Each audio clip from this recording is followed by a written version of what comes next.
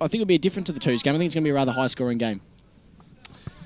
Yeah, well, that would be good to see, of course, and let's hope it is. Conor Ryan also providing special comments this afternoon. Conor Ryan, of course, the man from the Leader newspapers, does a great job every week reporting on all the Eastern Football League and also, I think, some TAC Cup stuff and things like that as well. But he joins us this afternoon on EFL Gameday. Good afternoon again to you, Conor. Obviously, you're on the pre-match talking about this game and others. But who do you see winning this afternoon? Well, thanks for the wrap, first of all, Brad. I appreciate that. But I've tipped Vermont, and I was saying before, I'm going to stick with it. But I think that the Taylor out is a massive one. We know how much work he does for them in the ruck. And look, if it gets into a shootout, you know, those centre bounces become more important. So that out could play an even greater role as the game goes on. I'm going to stick with my tip for Vermont, but obviously Blackburn have heaps to prove, and it's almost the start of their finals campaign today. It is indeed, and yeah, I'm going for Vermont as well. I mean, it is a hard game to tip. Blackburn have the home ground advantage, but at the same, and Vermont obviously the informed team. It is a massive challenge for Blackburn, but I just feel like Vermont at the moment, you can't really tip against them. I just hope Blackburn really bring it to them this afternoon and we get a tight, close game. Dyson Baker, of course, the media manager of the EFL, also will be calling this match with me. Dyson, what's your tip for this afternoon? Look, I think the winner on the day will be football this afternoon. It's one of those games that come on, Dyson. Could swing either way. I'm going to have to say Blackburn with a home ground advantage. I think that's going to play a massive role, particularly if they can get a couple early. I think once Vermont fall behind, they tend to fall into their shells a little bit with the side that they've got. There's used to being a little bit of flat track bullies, but I just think there's something about this Blackburn Football Club in season 2014. They're a well-drilled unit under banners, and I think that's going to be a massive factor this afternoon. Although Steve Cochran is a pretty experienced coach, but it'll come right down to the wire. I'm hoping 20 goals apiece, a nice even flowing game of football, but we could see a 6-5 goal afternoon, which would be pretty ugly. It would be, or maybe something in between, maybe a 12 goal to 11 type game is on the cards as well. I only deal in extremes, Brad. Teams, such is my personality. The teams are in their huddles at the moment. Just last instructions going out before they take up their positions. And it should be a great game this afternoon. Looking forward to it. Let's go to Soupy. He's not happy Campbell. You forgot him either. Sorry, I won't do that again. Grant Campbell. Thanks to Choose Tap. Very disappointing, but I think the matching conditions will certainly make up for that. Having a look at the two sides, Blackburn's the strongest second quarter side, having won 12. Vermont finished games really well. They've won 11 with a points differential of plus 236 in final quarters. And Vermont, they've only won the one game out of 5 against the top 5 sides. Those 4 losses did come in the opening 8 rounds, so today will be a test to see just where they're at. And based on your stats, Soupy, who can we expect to get the better start this afternoon? Who's been getting off to a flyer in season 2014? Well, Blackburn have won 10 opening quarters and Vermont 8, so there's a slight edge to Blackburn, but for the match I'm tipping Vermont by 3 points. Vermont by 3 as well. So most of us going for Vermont, not unanimous, but Vermont certainly favoured in the caravan this afternoon for this afternoon's game. Max Odden will go up in the ruck first for Blackburn, and interesting to see how Vermont shape up in the ruck this afternoon with in the absence of Simon Taylor. Looks like it's going to be Kyle Staples to take up position. Against, Ben Dolan, in fact, will go up for Blackburn. So Max Odden was sort of shaping up like he was going to take the first ruck hit out, but of course it will be big Ben Dolan, the former Lilydale ruckman, second year at the club this year for him. Cole Matthews just in front of our broadcast position on the wing. And should be a great game this afternoon. Really looking forward to this one. The siren sounds to get us underway. And it is Staples against Dolan in the ruck. The ball spills clear into the path of Prideaux. Had Matthews in opposition, who applied a tackle. The umpire pretty quick on the whistle. And he races in to ball it up. So Dolan once again wins the tap down. Taking possessions, Jimmy McFarlane. Bit of a live wire for Blackburn this year, McFarlane has been. Look out for him this afternoon. A lot of players surrounding the footy. Finally spills clear to Mullet. Big high up and under kick from Mullet to the wing position. It was shoveled out then from McCafferty to Chadwick. Chadwick's handball to Pretto. It's Johns, in fact, hard up against the boundary. Lockie Johns' kick to the top of the square was to a dangerous spot, but Macaulay paddles it out towards the boundary line. And that was a good result for Blackburn. Let's cross boundary side with some of the benches for this afternoon. Boys, Vermont is McCarthy, Waller, Barvey, Murphy, and Barden as well on the bench. And for Blackburn, we've got Harkins, Garrett, Loco, and Reed. Just in some matches, Castricum's gone to Hammond and Macaulay's gone to JVU. Yeah, that's going to be a great battle. Sam Macaulay there, very reliable defender, of course, can play at either end of the ground, but he's got first crack at Justin Van Unen, who'll be looking to add to his 50 goals for season 2014 this afternoon. As the kick towards Fraser on the wing position. Neat kick by Mullet to Chadwick. And the ex-Magpie takes the mark, dishes off the handball. Vermont moved the ball up towards the wing through McCafferty. Not his best effort with the kick, but it landed or bounced fortuitously for Henley. Seemed to have a lot of awareness then. Henley was wrapped up by Haddon. The ball spilled out to McFarlane. McFarlane's kick into the path of Banfield, who trapped it with one hand, gathered it in beautifully, bounces the kick through, but it's only a minor score. First score on the board for Blackburn, who are kicking to the Central Road end of the ground here at Morden Park. And so on the Bendigo Bank scoreboard, they lead by 1 point. He did everything right there, Banfield. Gathered it in 1 minute, turned around and looked like he was going to kick a fantastic opening goal and then absolutely scrubbed it. It's my pet hate, the scrubber kick along the ground, although Vermont, a couple of nice kicks, sees them on centre wing on the outer side, which is actually the members' side. We're on the outer side this week. I've got to keep remembering that one. Bit of a contest in shoes. Nice work from Bunn to try and outmuscle his opponent there, Wilcox. Not much presenting, just still moving off a bit of nothing at the moment. Staples, nice kick inside forward 50, heads to an empty goal square. Can he send it through for the first? Bounces the wrong way. Vermont leading the race, just got to get around one. Hard up against the boundary line. McCafferty finds his teammate, can't quite take the mark there. Barden spills out, plenty of time for Blackburn to see if they can clear it out. Weren't clean enough. First shot comes on goal for Vermont and it's across the face. Adam Parker missing that one. So one point apiece in the first couple of minutes of this one. Excited about this clash. One behind apiece on the Bendigo Bank scoreboard. Didn't quite like that from Staples. Ignored JVU on the lead early, and they've got him isolated down forward. So you would have thought that they'd try and get him involved, get him busy early, and try and get some goals in him early and get that confidence up.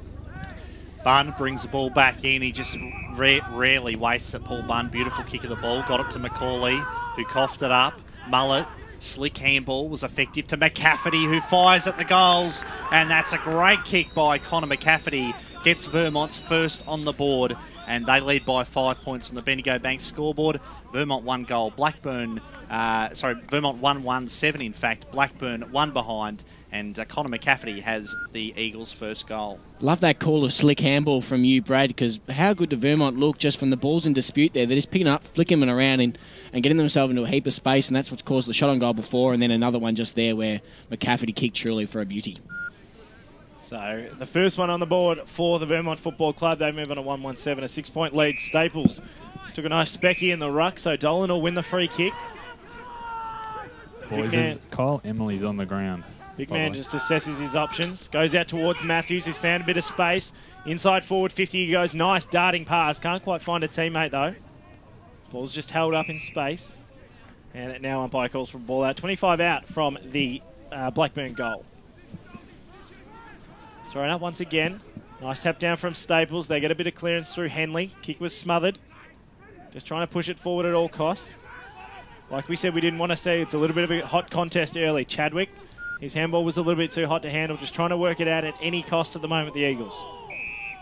Blackburn players pleading for holding the ball. It's not going to happen. Umpire crosses himself, said, thanks, boys, I'll have it. You're not wrong, Dyson. Just a ton of numbers around the ball. Only about 3 Vermont players forward of the half-back line, really. Early stages here on EFL Gameday. It's the Panthers and the Eagles. As the Panthers try and go forward once again, but the Eagles start to regroup. Plenty of numbers around for Blackburn as they try and go forward once again, this time through Brooker.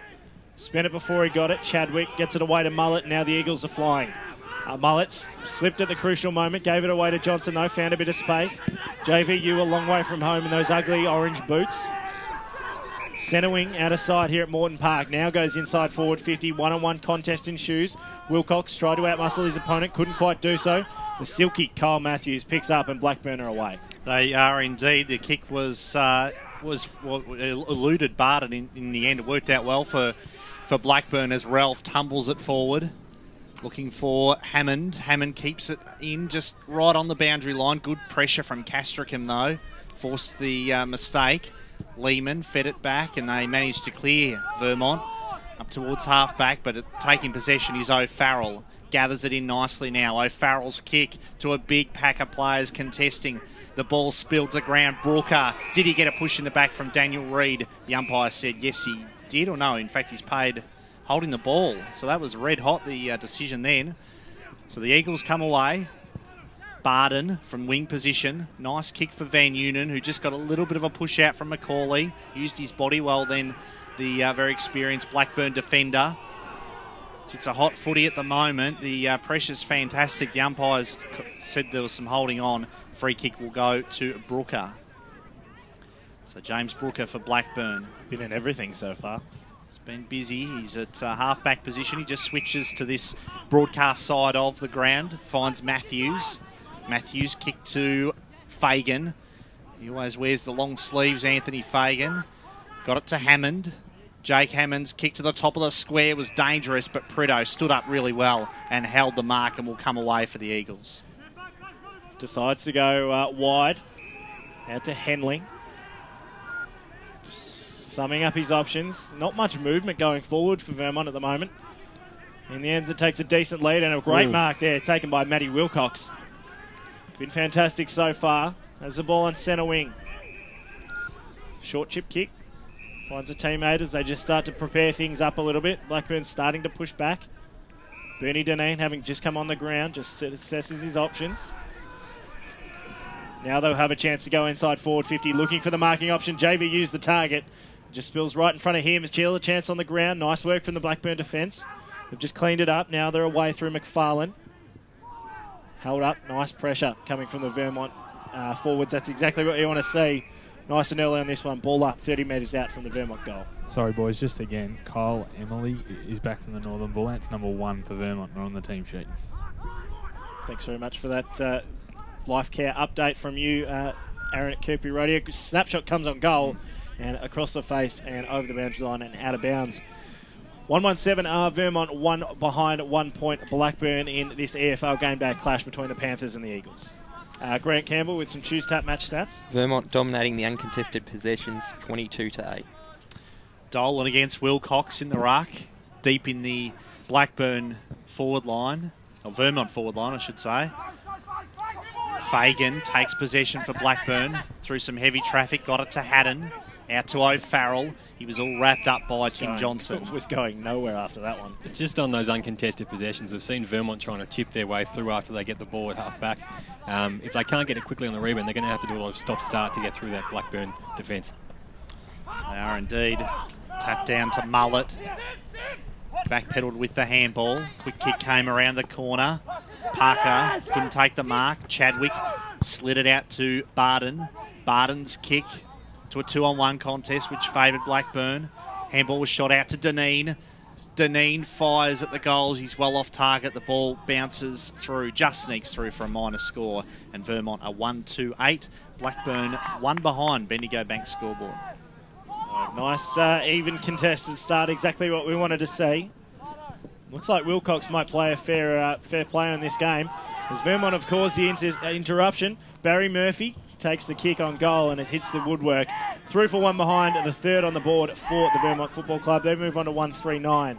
Blackburn are 1 behind 1 point. I think you might have put the moz on Paul Bunn there, Brad, because he took that kick out and kicked it to a 1-on-3, and his teammate was the 1, so lucky to get away with just another point there. They've got to be careful coming out of defence, Blackburn. Yet again, that's about the 3rd turnover deep inside their defensive 50 when they've started with the ball. Fagan's kick to the wing position. Good spoil provided there by Banfield over the back of Barton. And you're right, after you said that, Conor, Paul Bunn's next kick wasn't his best effort either. Failed to hit the target. Yeah, some nerves early maybe. I'm sure he'll improve as the day goes on. Usually a very good user of the footy. Deneen got it to Barton. Mullet.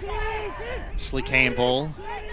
Vermont from wing position, very high kick. Wilcox the target. Big fly came from Chadwick.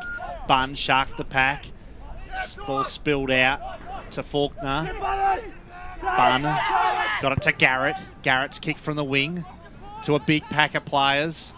Barton couldn't quite take possession. Plenty of burners there around. They could share it around. Garrett got it to Fagan. Off to Tui. Tui off that trusty left foot. Looks for a target up forward. No mark taken though.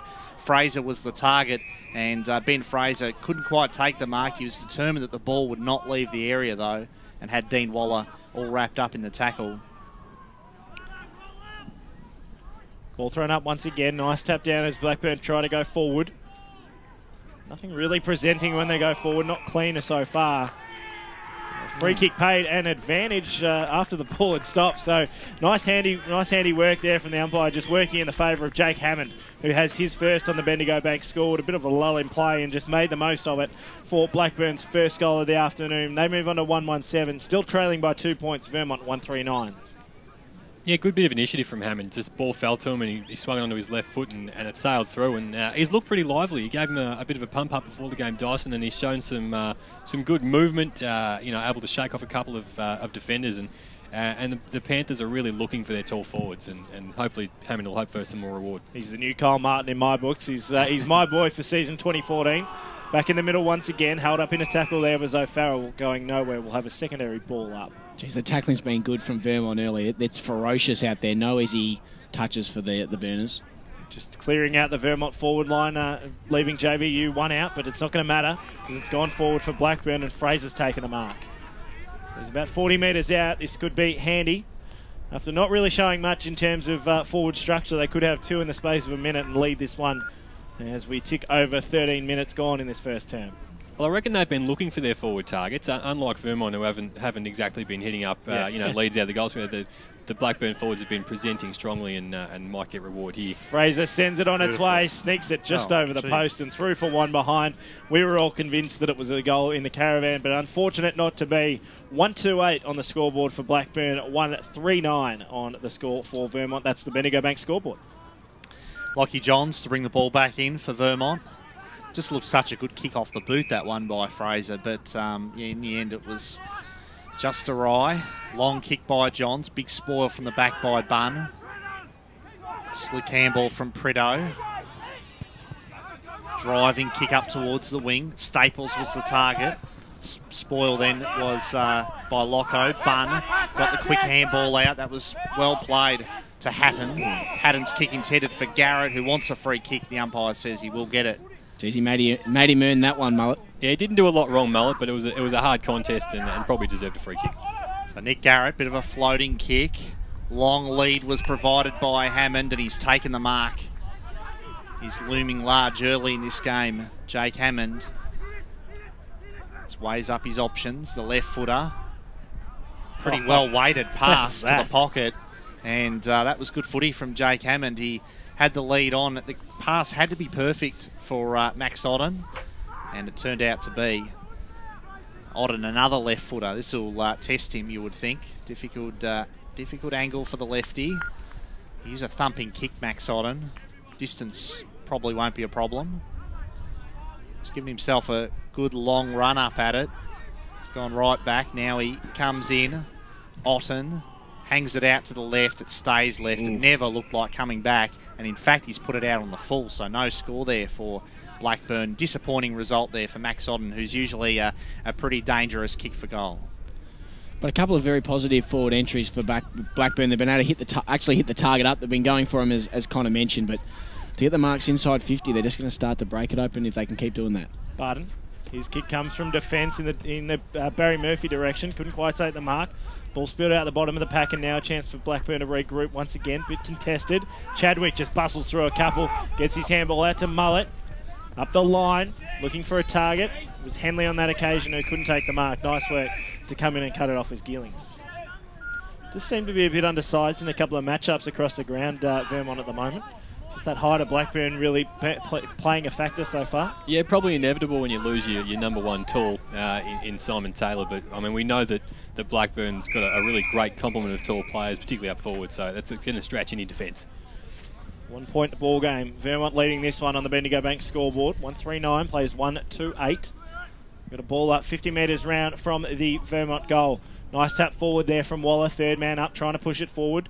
Off the back of the pack, Faulkner tried to pick it up, couldn't quite do so. Blackburn a chance to regroup now. Moving off the back of the pack through Fraser. Gets it away to Otten. Now out in a bit of space. The danger's relieved even for the meantime. Brooker couldn't take the mark. Centre wing. Right in front of the coach's boxes. It looks like it's going to be a boundary throw-in. Really liked Anthony Fagan's game so far. Just been working really hard across this middle section of the ground. There's not much of him, but he gets very busy and gets underneath those contests. Nice punches. He got pushed forward there from Ralph. And Blackburn a chance to regroup, just going forward. Matthews pushed under the ball. Couldn't quite take it there. Nice work from Barton. A bit of body work. Still just trying to make the most of it, are the Panthers trying to push it forward. Now they move it inside 50. Hammond was the intended target. Couldn't quite take the mark. Plenty of Vermont numbers at the bottom of the pack. Kicking it away there was Cashrickham, and now the Eagles are clear. Up towards half forward, but charging the footy was Faulkner. Faulkner all wrapped up then. Bit of a floating kick to the boundary, was fisted away by Barton. A lot of players around this footy. Matthews wants it, wrestling for the ball. Barton there as well. We've got Barton and Barden for Vermont, so try to avoid confusion with those two names. David Barton that time, not appreciating the treatment from his Blackburn opponent. Right near where our life care boundary riders are standing. They would have had a good view of that very brief scuffle. From wing position, handball was fed out. It was ill-directed though. McCafferty got it away. Finishes up in the hands of Henley. Henley's kick looking for JVU, but he couldn't quite get it to at that time. Van Unen. Macaulay took the mark, had that kick well scouted, and Macaulay's kick to half forward's a good one. He finds Jake Hammond. That's why he's the man. It's been terrific early, Jake Hammond. And he's directing traffic at the moment, wants something to kick to. Boundary. That kick was ambitious to say the least. It was intended for O'Farrell, was fisted to the boundary line. Speaking of which, let's cross down to our life care boundary riders. James Brooker's just come off the ground. It was a very innocuous hit in a contest. Looks like it might have been a shoulder or possibly a lower body injury, but he was hobbling off the ground. Thanks to Davis Harrigan. Thanks to Life Care. Snap came out of the bottom of the pack. Great work there from Garrett. And that's the second goal on the board for the Blackburn Football Club. They move on to 2-2-14. They lead for the first time this afternoon in this contest. 139 Vermont on the Bendigo Bank scoreboard. Yeah, textbook roving effort there from Garrett. Just read it off the pack and bent it around beautifully off the right foot. But that comes down to the turnover from Nathan Henley. He was looking for Justin Van Unen. The kick in wasn't a good one. Van Unen was filthy about it. Ball rebounds down the other end, and it's a goal for Blackburn. Grant Subi Campbell, thanks to Yarra Valley Water. Blackburn leading the clearances 9-5. Back in the middle once again, and Staples won the tap that time, but it didn't travel too far. Bernie Deneen there had his man O'Farrell all wrapped up, and the umpire on the scene to ball it up once more. Staples again wins the tap down. Matthews, very high kick by Kyle Matthews, really to nobody in particular, just into open space where Garrett took possession, shoveled out a handball, turned it over though to Vermont. The Eagles looking dangerous through the middle. This is Johns, bit of a floating kick to Van Unen. Clever handball over the back from Van Unen to Henley. Big high up and under kick, and it was a poor kick in the end. It was marked in the back pocket as Bunn comes away for the Burners. Beautiful kick, hits his target this time. Tui lays it off for Macaulay. Macaulay was cruising past and drives the ball forward. Hammond again set himself for the mark. Otten takes possession, gathers it in now, has a bit of time to steady. Floating kick to the pocket. Off hands, Fagan across the face of goal. Fraser tracks down the footy. The Vermont players really besieged him then. He looked like he was going to get onto the ball then, but the Eagles close it up nicely and they come away up towards the wing where Van Unen is the target. And it was so. Punch through, nice work there from Hatton to set over the boundary line and out of bounds. So a hotly contested ball still. Played just tick overtime on in this first term on EFL Gameday. It's currently Blackburn leading this one by 5 points. 2-2 plays 1-3. As Vermont go forward through Preto. Preto up to a 2-on-1, and it's going to work out for the 2 as Blackburn have a chance to regroup. Right on the edge of defensive 50. Short chip kick, gone about 4.5 metres, finds Geelings. He just directs traffic and now finds his target. although couldn't quite hit it with the kick. And seeing it over the boundary line there with Sam Banfield. It doesn't seem like Vermont has that sort of second option, even though JVU hasn't had much of it. At least when they're kicking it towards him, they've got a bit of an option, but there doesn't seem to be that next player at the moment, and Blackburn's just rebounding tremendously. Staples gains front position, tries to push it away. Nice work to try and get through a couple there. Heath O'Farrell just used his muscle. His kick only went as far as Tim Johnson. Johnson right in the centre of Moreton Park. Not really much movement going on for the Eagles. Decides to switch it short. Finds Preto. Starting to become a regular in the seniors here at Vermont. Chadwick turns and burns. Short chip kick. Finds its target. This is exactly what they want. Parker gets it away. Nice series of handballs, and now they've found a bit of space. Snap came around the body up to the top of the goal square. JVU, the intended target, sees it over the boundary line and out of bounds there from Reed. So just need to make the most of this forward entry. 22 minutes gone first term here on EFL Game Day. Punched away. Nice work there from O'Farrell. Mullet caught under a lot of pressure. And Tui just wraps him up nicely. If you're listening on efl.org.au or listening on 98.1 Radio East, so make sure you tweet us at FootyEFL with all the update scores as you go local for your football. Mullet, Henley, Deneen, how many times have we said that? And he's finished off. That's all class from the Vermont Eagles. Exactly what they want to see. And that's the second goal on the board for the Eagles to Bertie Deneen. 2-3-15 the Vermont side. Blackburn 2-2-14 on the Bendigo Bank scoreboard. And you talk about forward entries. I mean, the Eagles have been getting those entries. It's just been the quality of the entry hasn't quite been there. So it's a matter of once they get the ball inside, they've been able to force a couple of stoppages, and they've got the quality around those stoppages to score goals from them. Yeah, they've really looked the most likely from either turnovers or from stoppages at the moment. No real sort of target as we're seeing at the other end for Blackburn. Back in the middle once again, Dolan wins the tap down nicely this time to O'Farrell, but O'Farrell's kick's ill-directed. Mark probably should have been held in defence there by Lehman, but he had the time to get to steady and hand it off to Mullet. They team nicely now, the Eagles. Millhouse, searing kick from Dean Millhouse to Reed on the wing, who takes the mark. Reed's high up and under kick, big fly. Barry Murphy came from the back then with the spoil. Blackburn kick it up towards the wing position and over the boundary line for a throw-in. You've seen plenty of Bernie Deneen as we all have over the years, Conor. It's not too often that he has the time to line up the goals like he did with that last goal. He's always under a lot of pressure. But, yeah, Blackburn certainly gave him a little bit of leeway that time, and it proved costly. Yeah, it might just be a case of Bernie enjoying not having to be that number one option. You know, he's been that guy for so many years in all of his footy. And I guess he's taken a bit of a step back with so much quality in the midfield for Vermont, so he's able to sneak off and kick a cheeky one there. Did indeed. He made sure of it and finished off with the Eagles' second goal. Goal so far from McCafferty and Deneen for Vermont. And Hammond and Garrett have kicked the goals for Blackburn, their 2 goals so far. Pretty low scoring start, and yet it's been quite a free-flowing game of footy. There's the kick forward again, but it's a poor kick, ill-directed, and the mark safely taken in defence for the Eagles. McCafferty takes the mark in front of Garrett.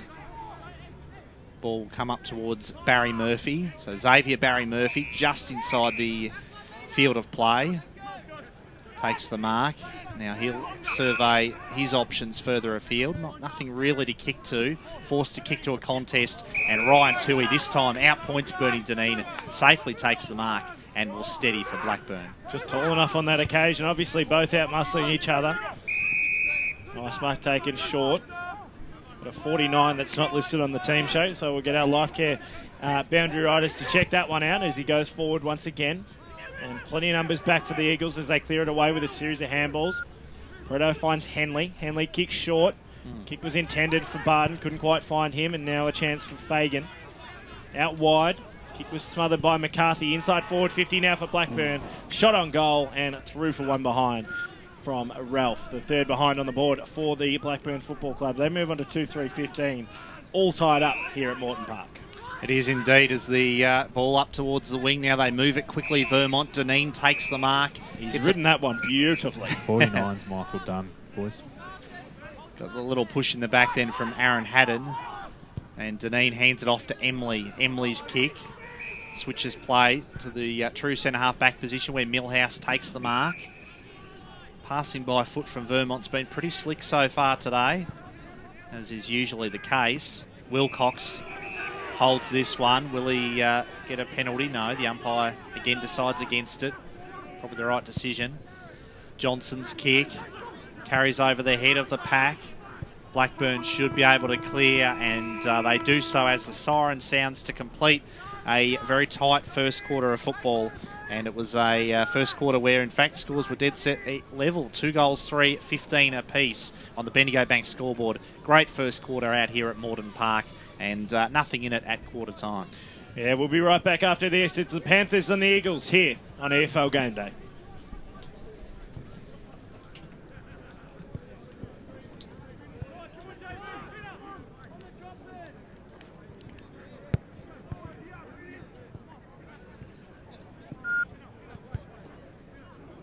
Not quite sure if we've headed back to the studio, Barry Cotts, if you've got us. We'll head back to you for some sponsor messages. We're just going through our quarter-time proceedings, and it is McCafferty and Deneen, the goal kickers for Vermont, the goal kickers for Blackburn, Hammond and Garrett. It's been a pretty hotly contested quarter so far, I should say, Connor. It's really hasn't really opened up to the game we really hoped for. No, it hasn't been the open and free-flowing contest that we might have expected, or hoped for, I should say. But, you know, with so much on the line, you expect both sides to be hard at it early on, and they were. It was a very, very hot footy, and both sides, the pressure around the ball was immense. So it took a lot to get the ball out, and once Blackburn got forward, you know, a couple of their tall forwards started to look dangerous, and that's where they got their goals from. But you know, Vermont were able to stay in it with weight of numbers on their entries and to get a few goals, and probably deserved to be tied up at quarter time, I reckon. What do you think, Tim? Yeah, I agree. It's just neither team able to move the ball forward with any sort of real clarity or with any real precision, really. Both teams turning it over quite a lot. Blackburn looked a little bit more likely with the Tors starting to get a hold of it midway through that quarter, but really a scrappy but really intense affair out there.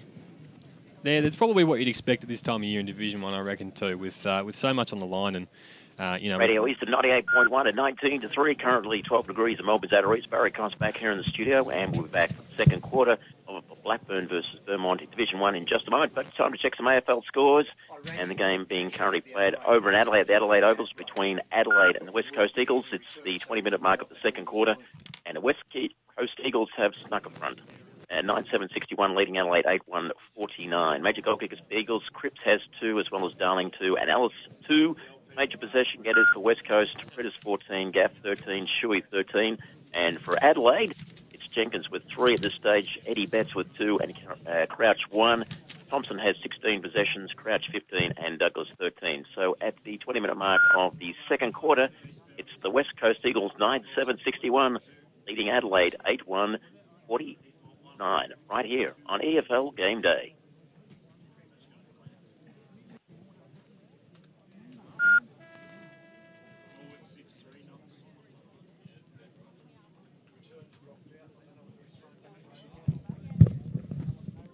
Welcome back to EFL Game Day here at Moreton Park, and it is the Panthers and the Eagles all locked at 2-3-15 apiece. It was the first term of probably a hotly contested football. Vermont seemed to use the skills a little better, just couldn't make the most of it going forward. I think that Wilcox is probably going to play an important factor, because I think JVU is pretty much shut down for the day, Connor. Yeah, they're going to need another option up forward, obviously, and Wilcox has been presenting pretty hard up the ground, and if he can do that, particularly across half forward, and give them a target, that might allow Van Noonan to operate a bit more closer to goal. You know, he's been pushing up the ground at times, and when he's taking marks on the wing, you know, Blackburn would be loving that, because that's what they want him. They don't want him getting the ball inside 50. The best stats man in the business, Grant Campbell, thanks to Choose Tap Yarra Valley Water. Blackburn were on top in the clearances, winning at 14-7, including 4-1 out of the centre. Blackburn won the contested possessions 43-40. Vermont dominating the uncontested ball 61-32. They didn't generate more inside 50s though with that uncontested possessions, because Blackburn won the inside 50 count 15-10. Vermont had 16 effective tackles to 13, but the forward 50 tackles were 5-2 in favour of Blackburn. It's interesting you mentioned that inside 50 count, and that's the one that probably a fair few wasted opportunities at the moment, Tim, from Vermont when they go forward. Yeah, exactly. It's sort of Vermont's moving the ball better, but they haven't had the options inside the forward line, whereas Blackburn's been the other way around. They haven't moved it quite so well, but they've had the options when they have been able to get it together.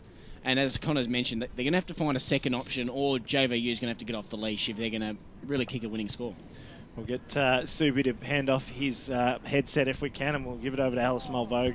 Back on deck for social media once again. Did a fantastic job a couple of weeks ago against Warrandyte. We thought that we'd just give Will Taylor another week off and see how he went. But good to have you back on board, Alice. Yeah, it is, and got some really interesting scores from around the grounds. Over in Division 1, Norwood's up by 38 points over Knox, and Borwood is leading Noble Park by 7. And in Division 2, Croydon's up over Bayswater by 14.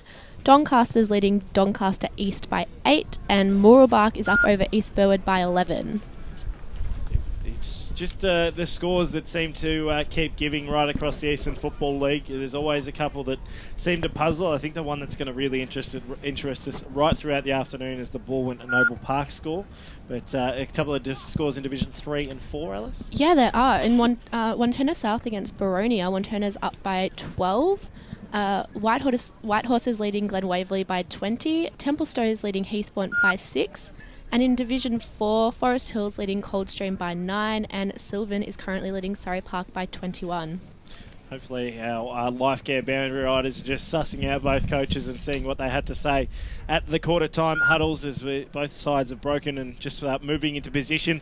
You just get the feeling, Conor and Tim, that this game could just break open at any point in time. Once the skills start to pick up a little bit, the ground's going to dry out even more. It's going to get pretty tough, but we might cross boundary side thanks to life care. Aaron? Steve, terrific pressure from the boys, just couldn't quite get it to the forwards at the front end.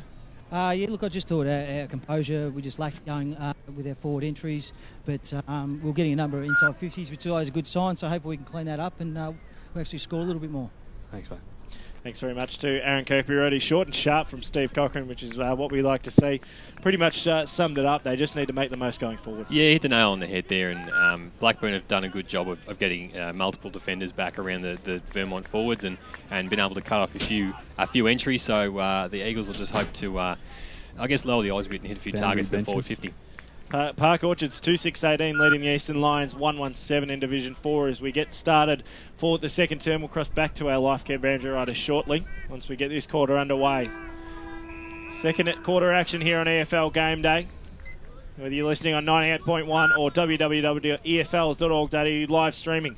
Live and exclusive of this massive clash between Blackburn and Vermont. Kick comes out right in front of the commentary caravan, which is always what we like to see. Emily. Short chip kick finds Preto hard up against the boundary line. Has to hesitate, but then goes short. It's cut off. Umpire's going to just assessing what the umpire's going to call here, because maybe just going to put him back on his line. So just gets out of jail a little bit there, Andrew Preto. Assessing his options, decides to go short up to the top of the 50-metre arc. Couldn't quite find the option. The front intended target there was Henley. 5 of 5 flew. Now a chance for Blackburn to regroup, move it out of defence. Kick comes out wide. Matthews, the target, has to fire from the back. Good work from Preto. Comes along, cuts it away, and over the boundary line and out of bounds. I reckon Matthews would probably call that a win, given he was the shorter of the two players and was also outmanned. 2-on-1 there. Good to see him picking up right in front of his old man, Mark, who's just standing out here on the wing. Thought he was probably Vermont's best player in that first quarter, Andrew Preto. He was terrific and started the game really well. Started this second quarter pretty well too. Bit of a utility. When he first went to Vermont, he was a forward. I actually played juniors with him, always been a forward all his career, and he started most of it across the half-back flank at the moment. So interesting to see where they use him for the rest of the game. He's doing well. He's matched up to Max Odden at the moment, who takes possession now. Deneen applies the tackle. Ball stays in play somehow. Finishes up in the hands of Preto, who's in everything at the moment. Was forced onto his non-dominant side that time, but it was a good kick in the end. It favoured Wilcox, who took a strong mark. Gave it off to McCafferty. McCafferty's kick tumbles forward. Blackburn should be able to clear this one. Handball was pretty slick then from O'Farrell. They come out of defence through Bunn up towards the wing position. Fraser takes the mark and gathers his footing now after initially slipping over. Fraser's kick, bit of a floater as well. Doesn't do his forwards any favours. Barton there was stripped of the footy. McCauley takes possession and takes it over the boundary line for a throw-in. That's exactly what the Eagles are going to need out of Wilcox too, is presenting up at half forward, taking a big grab and just giving them an option across half forward that they probably needed more of in that first quarter. And if you can do that a bit more this quarter, they'll be very happy. Deneen shared it with Mullet, a couple of former Gilbert Chandler medalists combining then, and Mullet's kick was a good one. Oh. Lands in the arms of Henley. So Another one. Three. Perfect person to play. 3 of the 4 Chandler medalists in this Vermont team combining then. Henley winds up, thumping kick, almost finds the goal line, and now it's fisted through for a minor score to Vermont, who move on to 2-4-16. And Blackburn still on 2-3-15 on the Bendigo Bank scoreboard. 3 minutes gone, second term here on EFL Game Day. Blackburn, short chip kick, nice work. Kick wasn't flashed though. Garrett gets himself under a little bit of pressure now. They get a chance to clear away. Kick wasn't flash, right off the left-hand side of the boot and over the boundary line and out of bounds on the full. So it'll be a free kick going the way of the Eagles. Centre wing here at Moreton Park. Big crowd. Considering the conditions during the week, they've all started to slowly come out. All turned up for Hutchie. It'll be Dave Barton, 180 in the lunch. Massive crowd. Nice mark taken in defence, and Blackburn a chance to regroup. So just not much presenting. In the end, it's Hammond, a long way from home. No, it takes a beautiful grab. Although he's about a head foot taller than Barton and didn't have much to go up against in the marking contest. Kicks to Matthews, coming in and cutting across. Was a great mark there from Dean Millhouse. Would consider himself an EFL Media Team favourite, Millhouse. Short chip kick to Mullet. Mullet just assesses his options, decides to go down the line looking for Chadwick. Ball was a little bit too hot, bounced in front of him. Good work to pick up there from Bunn, and now Blackburn on the regroup, find Matthews. 70 from home for the Panthers. Players flooding back. He's got to move it quickly because now there's plenty of Eagles numbers sitting in the forward 50. Just decides to go long to the top of the goal square. Great option because it's almost paid off. And Heath O'Farrell can't quite mark, and the ball goes out of bounds. Eagles seem to have set up a lot better this quarter. They've been able to restrict Blackburn's movement out of defence and getting a few turnovers across the middle of the ground there, and just slowing up the Panthers there allowed them to get numbers back. So ball thrown in, 25 round from the Blackburn goal. Punch forward, nice work there from Staples. Off the back of the pack, great work there from Otten. Sets up Blackburn, and that's a fantastic goal to Banfield. Fantastic, great snap, and unlikely type from deep in the pocket. He was almost in the luncheon. He was that far in the pocket, and Sam Banfield has the first on the board for the Blackburn Football Club. They move on to 3-3-21. Vermont 2-4-16 on the Bendigo Bank scoreboard. He's almost kicked that one from the grandstand. That was very impressive and unlikely from that position. Didn't have the traditional sort of banana roll to it, but he somehow managed to squeeze it between the pig's tips. Absolute ripper from the pocket there. So 3-3-21 Blackburn, Vermont 2-4-16. Back in the middle once again. Predo got it off to Barry Murphy. Xavier Barry Murphy's kick to a long lead offered then by Henley. Henley probably had a bit more time than he thought then, and it was a bit of a casual sort of laconic kick around the corner. Tried to bend it back, and he was off target, just a minor score, and that's 2 behinds in this quarter for Nathan Henley. Bit of the anything I can do, you can do, I can do better from Nathan Henley. Yeah, might have been trying to match it there, but you don't want to say the Eagles aren't missing Simon Taylor, but they're doing a fantastic job in the middle of the ground to win at the centre clearances. Another big man that's trying to stand up is Wilcox, and he's got the ball, and he's going to back himself. Man on the mark stands pretty much right on the paint of 50. And this would be massive for his confidence. He's going to be an important part of Vermont if they're going to win today. Thinks there's a chance here. It's a long way out.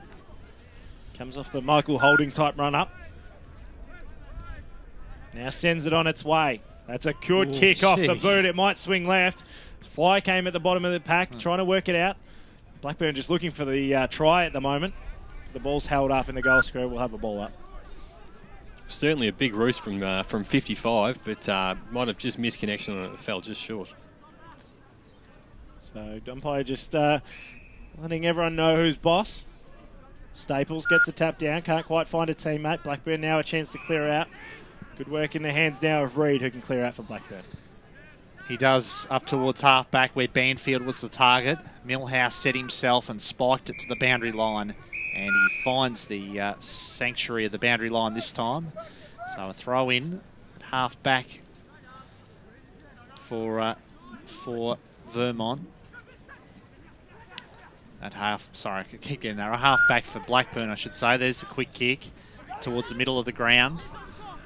Emily, who's looked pretty classy so far today. This kick, though, was well smothered by Brooker. Long searching kick by Reid to fall forward, but that was a great strong mark taken back there for Vermont by, it looks like, Lehman in defence. Finds Barry Murphy. Barry Murphy's floating kick around the corner was effective, though. That was good footy from the Eagles. Got it to Pretto. Pretto's neat kick, he was very careful with it, didn't quite come off, but Deneen hunted down the footy and wins it now. Bernie Deneen's intricate little kick to a teammate was fisted away. Tui takes it to the boundary line, and it will be a boundary throw-in. They weren't quite as efficient on that occasion, Vermont, as they would have liked. Macaulay just not giving Van Unen an inch either. We've spoken about it a lot already in this first quarter and a half. Right on top of you in there with the spoil. Obviously smells good. So O'Farrell dishes off the handball to Haddon. Haddon's floating kick to Fraser. Couldn't take the mark. Lehman in opposition. Great battle going on between those two. Deneen was set upon then by Harkins and Tui. And they want holding the ball here, Blackburn. But umpire Reid thought differently. Umpire Jared Reid. And he says he'll ball it up. Ralph to compete against Staples. Tui is a player for Blackburn. Heath O'Farrell in a lot of pain, holding his knee at this stage. We'll keep an eye on that one. Up towards the wing position, the kick carried over the head of Barry Murphy. Wilcox seemed to be held without the footy. Bunn drives it forward for Blackburn. Big pack of players contesting for it. Fraser couldn't take the mark. Ball spills to ground, and Emily there's all wrapped up, and the trainers are on the ground as play continues. It has been kicked through the goals for Blackburn. It was Jason Reid who's kicked the goal, and he kicked the goal. He'll race off to the interchange, but there's bigger worries at the moment for Blackburn. He was pretty lucky, actually, because the Blackburn trainers had actually called for the stretcher. In the end, it was half the Blackburn crowd calling for the stretcher, and then all of a sudden the goal was kicked and they quickly shut up. But so it's Heath O'Farrell that's currently in the hands of trainers. We might cross to our Choose Tap Stats man, Grant Campbell. The Blackburn evening up the inside 50 somewhat, was out to 7-1 in favour of Vermont. Now it's 7-4 in their favour. So obviously, great for Blackburn, but O'Farrell's a huge loss for them. His experience in the middle will be a massive loss, and from the looks of things, I'd be doubtful that he'd return. He didn't look good, did he? So he was in a bit of pain. We could hear him from here on the boundary. It doesn't look good signs at all. For he planted his knee in a tackle, and it just seemed to wrench underneath him, and then he was down and in immediate pain. So hopefully nothing too long term there. We'll get our, as he just hits the boundary now, we'll get our life care boundary riders to make sure they keep an eye on him. Obviously, let him get settled, I think, on the boundary first. But looks like a spare man going back now for Vermont, or sorry, going forward now for Vermont. So obviously trying to match up the spare man going back for Blackburn. So an interesting call there from Banfield. But nonetheless, we're underway once again. And they go forward this time. Blackburn through Tui. Bouncing ball to Hammond. Gets around one, gives his handball off, finds Matthews, who was under a lot of pressure straight away. Nice little handball there from Barton. Gives himself a bit of time and space. Ball's hard up against the boundary line. Great work there from Dunn. Up to the top of the goal square, but nothing presenting as Tim Johnson takes the mark. Under a fair bit of pressure. Last line of defence. Needs to be smart with the kick. He's got Barton wide. Decides to ignore him. Now goes to the coach's box side, the members' side here at Moreton Park, and seen over the boundary line by Parker. Yeah, very indecisive then, as came out of defence with the kick. Tim Johnson. So boundary throw-in. Barton sharked the pack nicely, copped a high one, and we'll get a free kick here, Chris Barton. He's already got the bandage on, looks like. Barton, short pass to Chadwick. Paul Chadwick comes out to the broadcast side and finds Barry Murphy, who's had an excellent second quarter. Xavier Barry Murphy's kick intended there for McCafferty and fisted over the boundary line by Macaulay, who has just picked off so many forays forward from Vermont. He's read the play beautifully today, Sam Macaulay. He's been everywhere, hasn't he? He's done a terrific job. Started on Van Unen, of course. Barry Murphy. Provide the shepherd for Reid. Faulkner. Attacked the footy. Got it to Harkins. Harkins drives it forward now. One-on-one contest. Carried over the head of Hammond. Millhouse works his way back nicely. Shares it with Johnson. Gee, that handball from Millhouse put Tim Johnson under a lot of pressure. And he was brilliantly tackled. Had Barton another kick ahead. It just needed to be a little bit more smart. James Brooke has been smart. Absolutely. James Brooke has been rewarded there with the free kick for holding the ball against Johnson. So Brooker doesn't waste too much time. Hoists the kick to the top of the square. Lots of holding on. Hammond wants a free kick. Barton got it from Castricum. Parker now for Vermont, hard up against the boundary line. Careful kick, was effective, and he got it to Waller, and Vermont managed to dodge a bullet on that occasion and will bring the ball out from halfback. Geez, Hammond's slow to get up as well. That'd be a massive loss, but he's still in the hands of trainers. Mark was taken by Hatton. His kick into the centre of the ground wasn't flash, and it's opened up the gate now for Vermont. Picking up the ball, great work on that occasion there from Barton. Hammond limping off the ground now. Not my man. It's a massive loss if he can't get back on. That's 2 within the space of a couple of minutes. Especially if you have to pull the jumper on for him. Exactly right. We'll cross boundary side thanks to Life Care. Heath O'Farrell's just walked over to the bench. He's seemingly walking well, but he's quite sore on that knee. We'll see how he goes if he can keep us updated, boys, throughout the afternoon. Nice darting pass there from McFarlane. Found a teammate in Brooker. Right in front of our Life Care boundary riders. Now they go inside forward 50. Obviously, one less target to deal with Jake Hammond just gone off the ground. And Vermont chance to take it away. Mullet. Good spread here too. They decided to go to Chadwick. Chadwick centre wing. Got Reid on short. Decides to go to him now. Just waits the kick perfectly. So they managed to bring it towards the 50. Reid just on the paint. Short chip kick in the direction of Staples, and it's punched away. And great work there from the Blackburn defence, and it was Geelings. It had the hard fist. So a good chance to go forward. Apologies if you caught that in our effects. Mike ball thrown in once again. Punch down. Nice work there trying to get in and under was Reid. Seems to just be starting to get into the game now. 14 minutes gone, second term here on AFL Game Day. Moreton Park hosts the Panthers and the Eagles. It's currently in the Eagles forward 50. Ball thrown up once again. Tapped down by the third man up for Blackburn. But Mullet in right position. Gets it away. Finds his teammate McCafferty. Top of the goal square. The target. Bouncing ball. Can't make the most of it on that occasion. Punched through by Brooker, who's having a fantastic game so far. Another point on the board for the Vermont Football Club. They've been on to 2-5-17 on the Bendigo Bank scoreboard. Blackburn 4-3-27. The game just in a bit of a lull at the moment. Neither side able to really establish an ascendancy and sort of pinging back and forth without either team making a big impact on the scoreboard. Well, that was a poor kick from Max Otten out of defence. He speared it in, but it was straight to Andrew Prideaux. And Prideaux's kick was a good one. He's found Daniel Reid, who takes the mark and will go back and line up for his first goal of the day. And there's a bit going on between Prideaux and Anthony Fagan. A couple of jumper punches being thrown. Umpire right on the scene, coming in to break that one up. Daniel Reid hasn't hit the scoreboard today. Fires at the goals now. Doesn't look very confident with the kick. It drifts across the face of goal and fisted through for a minor score.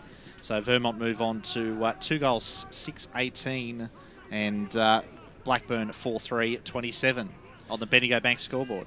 It doesn't seem either side's been able to really fix the issues of the first quarter, and that's getting good looks and getting marks inside 50. All of Vermont's shots have come from either that 50-metre arc or snaps from the boundary. Kick comes out. Nice mark taken. Umpire said he had enough of it, did Ralph. Vermont player's not happy with it, but it will go back to Ralph. He's got a target on short and Fagan ignores that. And just makes the life a little bit harder for himself as he has to just kick to a 3-on-2. Punch came forward, but there was a free kick going the way of Vermont. Castricum, an advantage was paid. Mullet puts himself under a fair bit of pressure, gets his handball away now. Now a chance to go inside forward 50. Good work from Waller, but the kick wasn't flash. And Geeling's marks. He's been fantastic off full back. Kicks out wide, finds McCauley. Also been fantastic. Also, yeah, been brilliant so far. Nice well mark done. taken. Although that's not where you want Justin Van Noonen taking marks. He's on centre wing for Vermont. Might as well have a shot from there. It's the best look he's had today.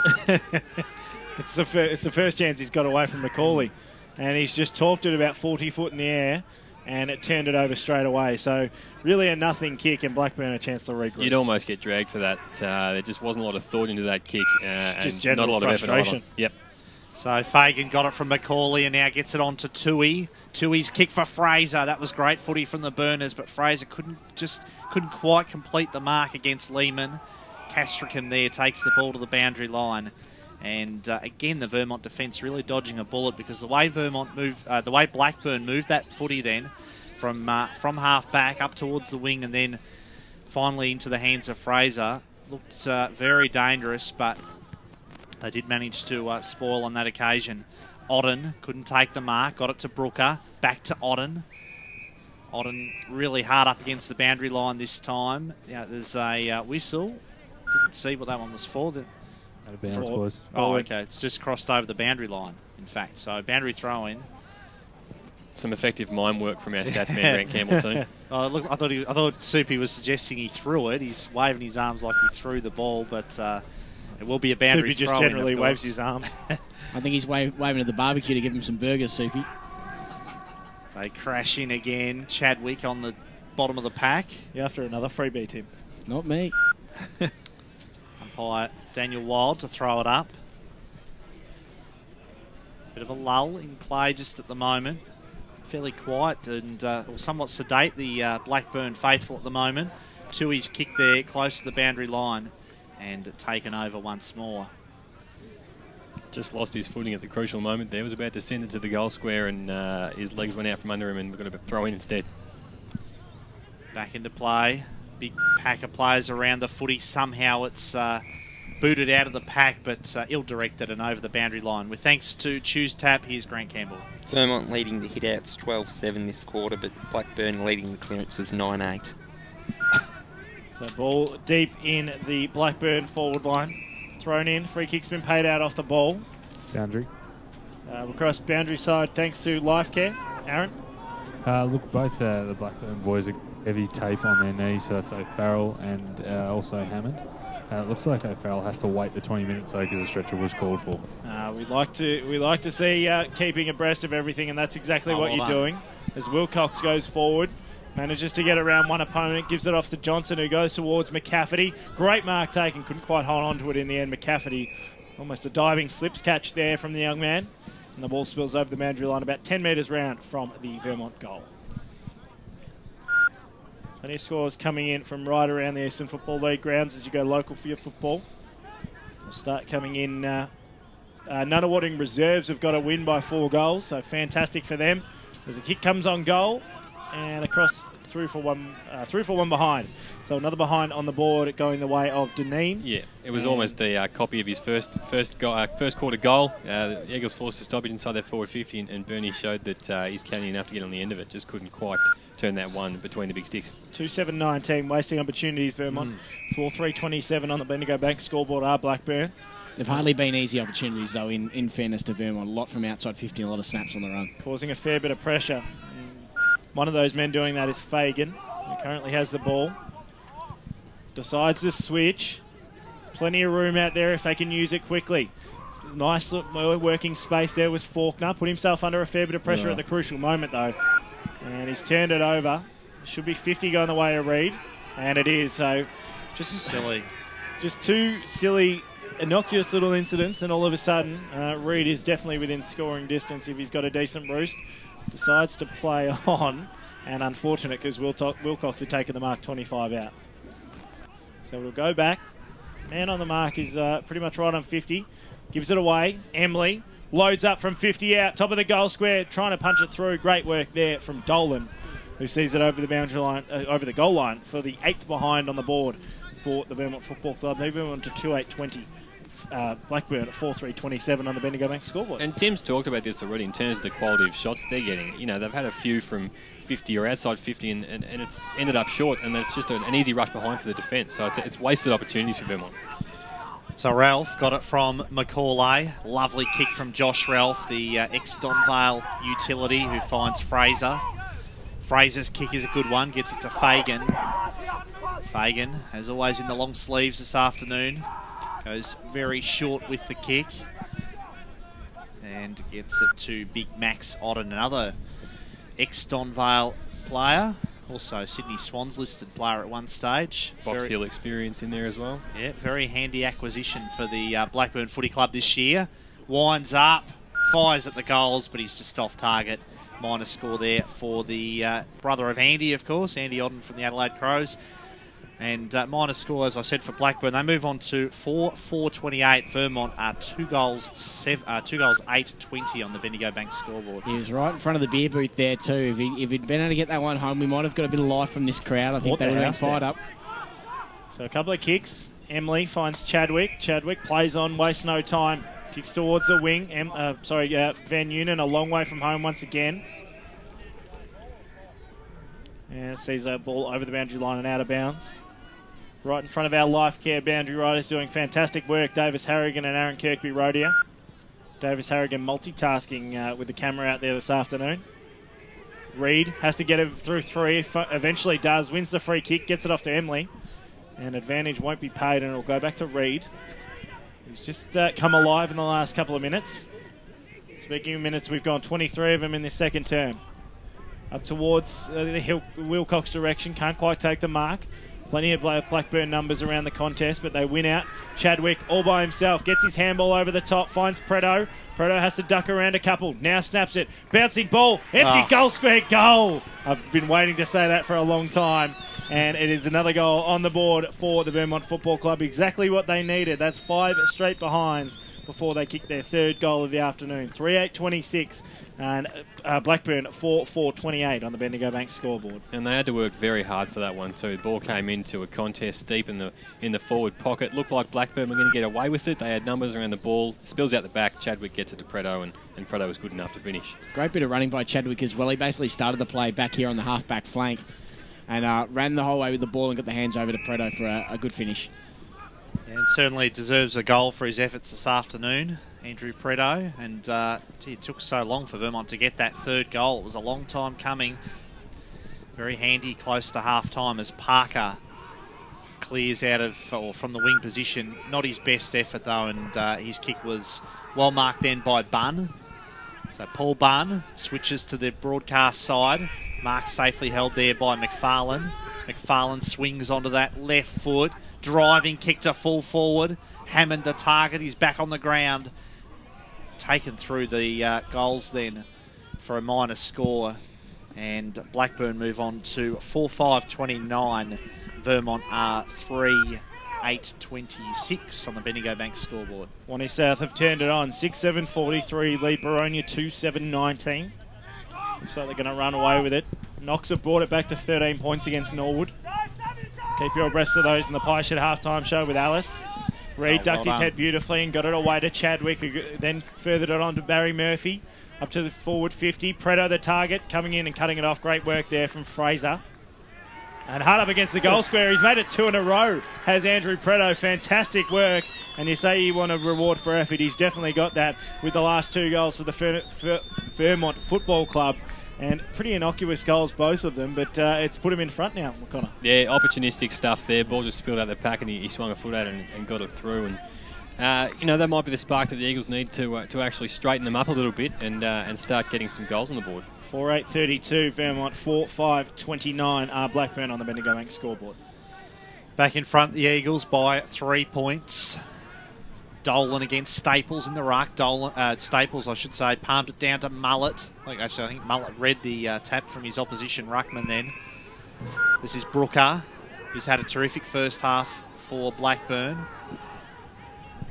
Wants to come back into the corridor. Macaulay, the target, takes another terrific mark. Oh, no. Tried to give it to Fagan, who wasn't really all that aware. Macaulay butted up nicely, though. Got it to Faulkner. Now it's with Gearlings. True wing position. David Barton very active there, staying the mark. Trying to put Gearlings off. Great mark in defence, though. Well held by Millhouse. And Dean Millhouse has had a pretty big second quarter for the Eagles. So he'll clear. Wants to go very short. That kick just travelled barely the required distance to Grant McCarthy, who celebrated his 200th game earlier this season in the match against Montrose. Millhouse out towards Lockie Johns. It's probably been a little bit quiet by his standards. Very lofty standards, if you ask Wayne Brasher. One of his favourites, of course, out at Vermont. Johns got it to Lehman. Kick up towards the wing position. Staples the target. Dolan in opposition. Was a terrific mark by Staples. Been impressed with his game this afternoon. In the absence of Simon Taylor, he has really stood up, the young man. This wasn't his best kick though, and it's been well marked. Deep in defence as the siren sounds to complete the second quarter. First half is done and dusted out here at Morden Park, and at half-time, Vermont have a lead, albeit a very narrow one. 4 goals, 8:32 to Blackburn, 4 goals, 5:29 on the Bendigo Bank scoreboard. Yeah, couldn't quite make the most of the opportunities there, Eagles. It'll be an interesting to see how this second half plays out. On EFL Game Day, it's the Panthers and the Eagles. We'll be right back after this with the Pie Shed halftime show. We'll get Alice in, we'll get Grant in, we'll get our Life Care boundary riders all over this one. It's a massive clash here between Blackburn and Vermont on EFL Game Day. Authentic Autographs is Australia's largest licensed and authentic memorabilia dealer across all sports. They not only consistently have the best retail prices and customer service in the business, but are the ideal partner for your next club or community function. Their range is the most extensive in the industry, and with prime access to all the newest ranges through to one-off items, they have a proven track record in delivering vital funds to your club. Authentic Autographs is also #1 in creating the player experience for your club. Training nights, golf days, guest speakers, you name it, they can deliver. Contact David on 0439 743 710 today to discuss how you can give your club the best off-field performance for 2014 and beyond. Good news, boys. It's 20% off to travel on Eastlink on weekends and public holidays with a car tax. So, with the money you'll save, you'll have enough. Enough for what, Coach? My birthday present next week, and I have my eye on some sparkly gold footy boots with some pandas on them. Get a freeze tag and use Eastlink, the quickest way to get around Melbourne's East. Arrive fresher, play better. Eastlink, it's time better spent. In sparkly boots. Program sponsor. Radio Eastern 98.1. It's 16 after 3. Barry Cont's back here in the studio, and it's half time with our big game this afternoon in Division 1. Blackburn and Vermont from Morton Park in the Blackburn, and we'll be back with High Shed halftime show with the team in just a moment. But let's check some AFL scores, and the game that's being played this afternoon is over at the Adelaide Open between Adelaide and the West Coast Eagles. At halftime, it was the West Coast Eagles 10-8-68, leading Adelaide 9-56. Major goal kickers for the Eagles, Cripps, Darling, and Ellis both have 2 goals. And their major possession getters, Critters 19, Gaff 16, and Shuey 16. And for Adelaide, their major goal kicker is Jenkins with 3. Walker also has 3. Eddie Betts 2. And best possession getters, Crouch 18, Thompson 18, and Jamil 15. That was at half-time. It's currently the 3-minute mark of the third quarter. And it's the West Coast Eagles 10-9-69, leading Adelaide in for 64. So a 5-point lead to West Coast Eagles over Adelaide starting the third quarter. Now, just a reminder that there's a twilight game this afternoon at 4:40 p.m. at the MCG. That's between Richmond and Greater Western Sydney. And tonight at Metricon Stadium up at the Gold Coast Suns versus St Kilda. And down here in Melbourne, Etihad Stadium, the game at 7:40 p.m. start with North Melbourne and Geelong. And we'll keep you up to date with all the AFL scores this afternoon right here on EFL Game Day. But stick around, because coming up after the break, High Shed halftime show. What song would you like played at your funeral? Oh, it's got to be A Long Way to the Top. Akadaka. Yeah, Just the Way You Are. Billy Joel. Love that song. Oh, the Collingwood song. Good old Collingwood forever. How about Return to Sender? Music is a must at funeral services. Certain songs say so much about a loved one's personality and the defining moments of their life. The best way to ensure they play the right song at your funeral is to have a fixed-price funeral plan. Find out more at tobinbrothers.com.au. Tobin Brothers Funerals, celebrating lives. Program sponsor. The best EFL rap on radio. Don't miss Akira EFL Sunday from 10 till 12 every Sunday morning. 98.1 Radio East. Ben Warren Smith and the team bring you all the final scores, goal kickers, best players and ladders following a big round of EFL football. The gang also talk to winning coaches, players and special guests, bringing you the final scores from all seniors, reserves and under-19s matches. Akira EFL Sunday, going live and local for your footy from 10 every Sunday on 98.1 Radio East. Own a smartphone and love the Eastern Football League, and the EFL mobile web app is a must. Go to m.efl.org.au to access fixtures, results and ladders for all EFL trades. You can also receive live around-the-ground scores every Saturday afternoon right from the park, and contribute to the mighty EFL forum while you're online. Download the EFL mobile web app, go live and local for your footy this season, right from the palm of your hand. EFL Saturday Game Day continues. Let's sit back and go local for your footy. Welcome back to Moreton Park, and this is the Pie Shed halftime show. Where are you going to head after we finish here, Tim? Oh, probably to the Pie Shed, mate. I could eat about 3 or 4 of them right now. I'm that hungry. Well, they are simply the best pies on the planet. We do all know that. Over 40 varieties of pies. You could have one of each, and you still wouldn't look the way I do. Sounds good to me. I might do that. Well, make sure you do. Make sure whenever you're in Bayswater that you head down and see Mark and the team at the Pie Shed. They've been great supporters of the Eastern Football League media team for a long time, and we love their support. We also love a few pies to swing our way come finals time. So if you're listening, Mark, make sure you look after us when we get round to that. Another partner of the Eastern Football League is Yarra Valley Water and Choose Tap. Grant Campbell with the Yarra Valley Water Choose Tap match stats. In the second quarter, Vermont won the hitouts and clearances after losing them in the first quarter, but not a huge difference. They won the contested ball 36-32, the uncontested possessions 43-32. Both sides preferring to kick than handball. Blackburn having 51 kicks, only 13 handballs. Vermont having 56 kicks and only 23 handballs. Vermont winning the inside 50 count in that second quarter, 16-12. The intercept marks was notable. It was 9-6 in favour of Vermont, so a lot of turnovers. And probably the one stat to look at from an overall perspective, Vermont's only had 2 marks inside 50 from 26 forward entries in the first half, so do they need to change something going into the second half? You've got to turn it on both sides. I think one side's really going to take control, you get the feel, and it's whichever side can make the most of that inside 50 contest, because we know that both backlines are going to shut down pretty heavily in the second half. Yeah, it's looking a little bit like this interleague, the little league game that's going on at the moment. Just numbers around the footy. Everyone's chasing a kick at the moment. Except the girl that's standing in the goal square at the opposite end, who's just... if they can get a long kick to her and she can take a mark, that could be the difference. I might maybe throw a jumper on her and get her out in the real game today, because... that's going to be the difference. The team that seems to be able to find an option inside the forward line that can get on top of both defences, which are having terrific games.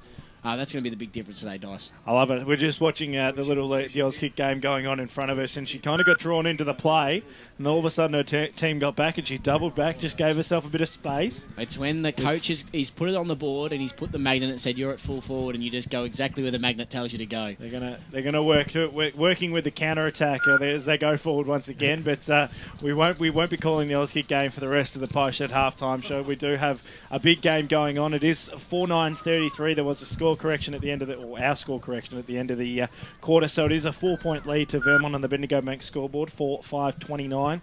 What I've really liked about this game so far is the midfield battle, Tim. I think that was one thing that we were obviously really excited about. 2 quality midfields, but guys that have been quiet at times and were quiet in the radio game that we saw earlier in the year. Probably the 2 older heads of the Vermont Footy Club, Barden and Deneen, have actually started to show a bit so far. Yeah, I thought Chadwick and these had moments as well, and especially... oh, they look the same anyway. So. Yeah, exactly. The 2 ball nuts are both getting their hands on the footy. I was glad that Barden ran out with tape on his head. That makes life so much easier. Well, I thought Barden had about 40 touches till I realised that you were saying Barden and Barton. But the old heads of Vermont are definitely... but they're getting their running against the Blackburn midfield as well. It's been a real tight contest. The pressure's been ferocious. And the tackling, neither team really able to get an inch. And you can sort of tell that with the stats where there's been more kicks and handballs. There's a lot of implied pressure and there's a lot of actual pressure as well. And teams are just booting it forward as quickly and as fast as they can. Now, Grant Campbell's just taken his headset off because he's going to chow down on the lollies. He's just nicked off Bruce Prest, who was all over him. And he's handed it over to Alice Mulvogue, who is the sharpest social media lady in the business, and she's got the scores going right around the grounds in the Eastern Football League as you go local for your footy. Yeah, over in Division 1, Norwood's leading Knox by 12 points. Montrose is leading Lilydale by 30. And in arguably the most interesting game of Division 1, Bowen's leading Noble Park by 22 points. Rowville is leading Scoresby by 56. And East Ringwood is leading South Croydon by 8. And in Division 2, Croydon is leading Bayswater by 31. Doncaster is up over Doncaster East by 29. Moorabah's leading East Burwood by 25. Might be reading Doncaster East their last rights after this afternoon's game. They can't quite get up and muster something to get over these Sharks. Division 3 and 4 outs. Yeah, Montana South is over Boronia by 24. Whitehorse is leading Glen Waverley by 43. Templestowe is leading Heathmont by 17. The Basin is up over Ringwood by 46. And Upper Ferntree Gully has just increased their lead over Mitcham to 20 points. And in Division 4, Forest Hills leading Coldstream by 15. Park Orchards has increased their lead up to 40 over the Eastern Lions. And Good Sylvan's tip, leading Surrey Park by 44. So you're only a good 40 points away. That roughy looking very sort of rough and shabby. That's looking like a 5 a.m. special after CQ, that tip now. Speaking of roughy, how's Upper Ferntree Gully? 2 times this year, possibly. Yeah, exactly. They'll feel a bit. If they get 2 wins against Mitcham and don't play finals, you'd have to start to think where your season went a little bit wrong. But yeah, a lot of questions being asked of Mitcham out there at the moment. I think if results fall their way, and I think South Belgrave have to drop 2 in the run home for them to just sneak in. It probably won't happen, but we like to speculate here on the EFL Media Team and here on EFL Gameday, and there's a couple of results that we can certainly speculate about. 4-point margin in favour of the Eagles. What's it going to take for the Eagles to hold on in the second half? I think if they can find themselves another key forward, someone to hit up, and we know they've definitely got the options up there, as whether any of them can take control of the game. The midfield's looked impressive of both sides. I think whichever team manages to get an option inside forward 50 who can really get a hold of this either of the defences, I think that's going to be the difference in the game. I think you get nervous when you see Justin Van Unen taking marks on centre wing. That's when you know you're in a fair bit of trouble. Even Wilcox has been caught 40 metres out. They've just got no stay-at-home forward at the moment. It'll be interesting as well to see if any team can use the corridor. It's almost been a no-go zone. It's been ground zero. No one's allowed in there. It's just been going around and around the wings. If a team can sort of get there a little bit more direct inside the forward line, that might help as well. That was the difference last time we were here for EFL Game Day. It was Anzac Day. It was Blackburn and South Croydon, and it lulled in the first half. And as you said, sides started using the centre of Moreton Park, which doesn't seem to happen very often, and it really turned the game on its head. And all of a sudden, it was a shootout towards the end of the game, and that's hopefully what we're going to see. Here come the second half. Thanks for your time once again, Tim. Sharp as always. Oh, thank you very much. I'm working overtime today, I feel. Oh, just we'll pay you in some description of burger or something like that. I'm sure there's some contra deal we can do. I'll hold you to that, don't you worry. Certainly, we'll try and work out. See if we can get you a couple of pies from the pie shed. How's that? Sounds absolutely delicious to me. 2 of the 40 would be nice. And if you're not getting freebies like Tim Morgan, make sure you head down and support Mark and the team at the Pie Shed on Canterbury Road in Bayswater. They do a fantastic job there, and we love their support of the Eastern Football League. We'll be right back on EFL Game Day. It's Blackburn and Vermont. What vehicle would you choose for your funeral? An old 1950s classic, just like me. I'd love to arrive on the back of a Harley. Oh, there's only one choice for me, a Mercedes-Benz. At Tobin Brothers Funerals, we know you love vehicles, so we've assembled a wide...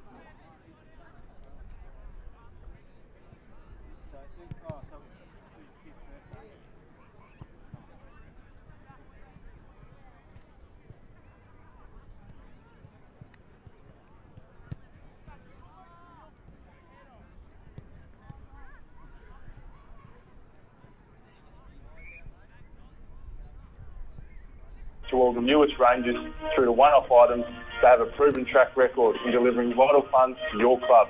Authentic Autographs is also #1 in creating the player experience for your club. Training nights.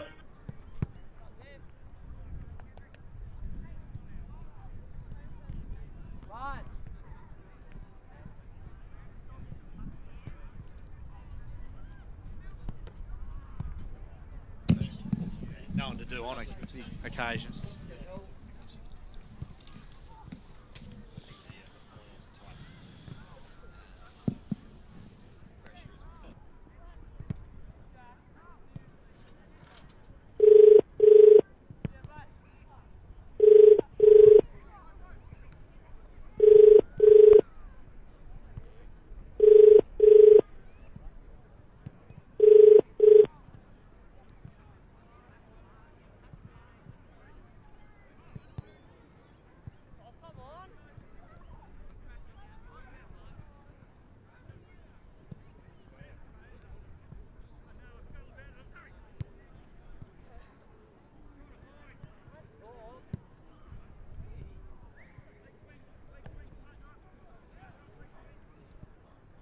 I can't wait for Thailand.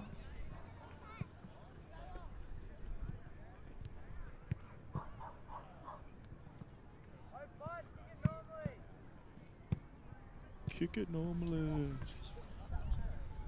Hey. Oh yeah, it was good.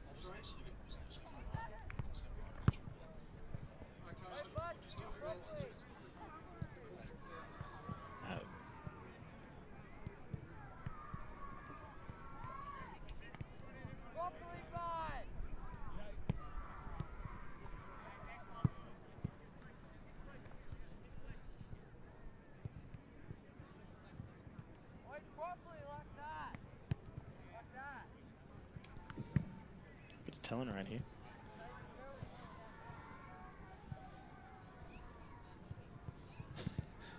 I agree. Yes. I'm not going to say no.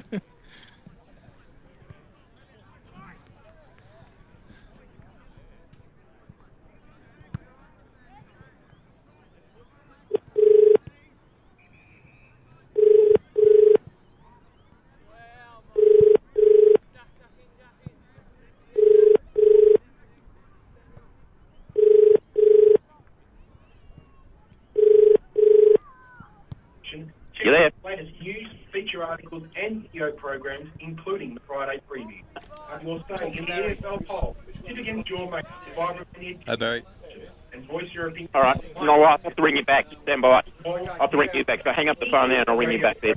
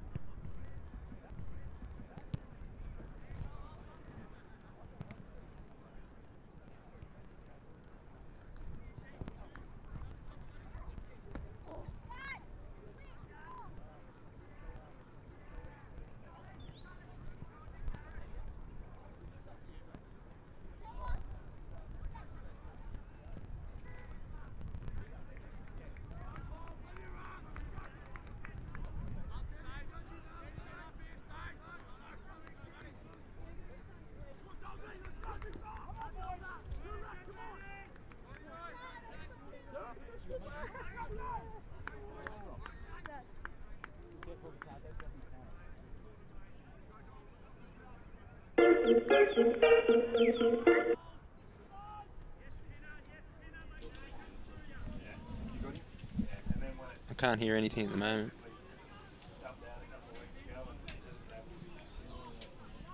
No, we're in. I don't know where that phone number came from. Barry found another line that we didn't know anything about. We right? Shouldn't have done. Haven't got any time. Start the stopwatch.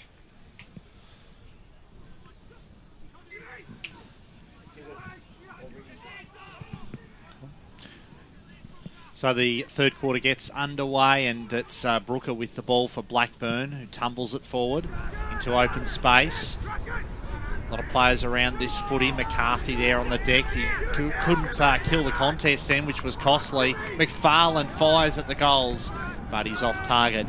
And a minor score there for Jimmy McFarlane. First score of the third quarter for Blackburn. They move on to 4 goals, 6:30.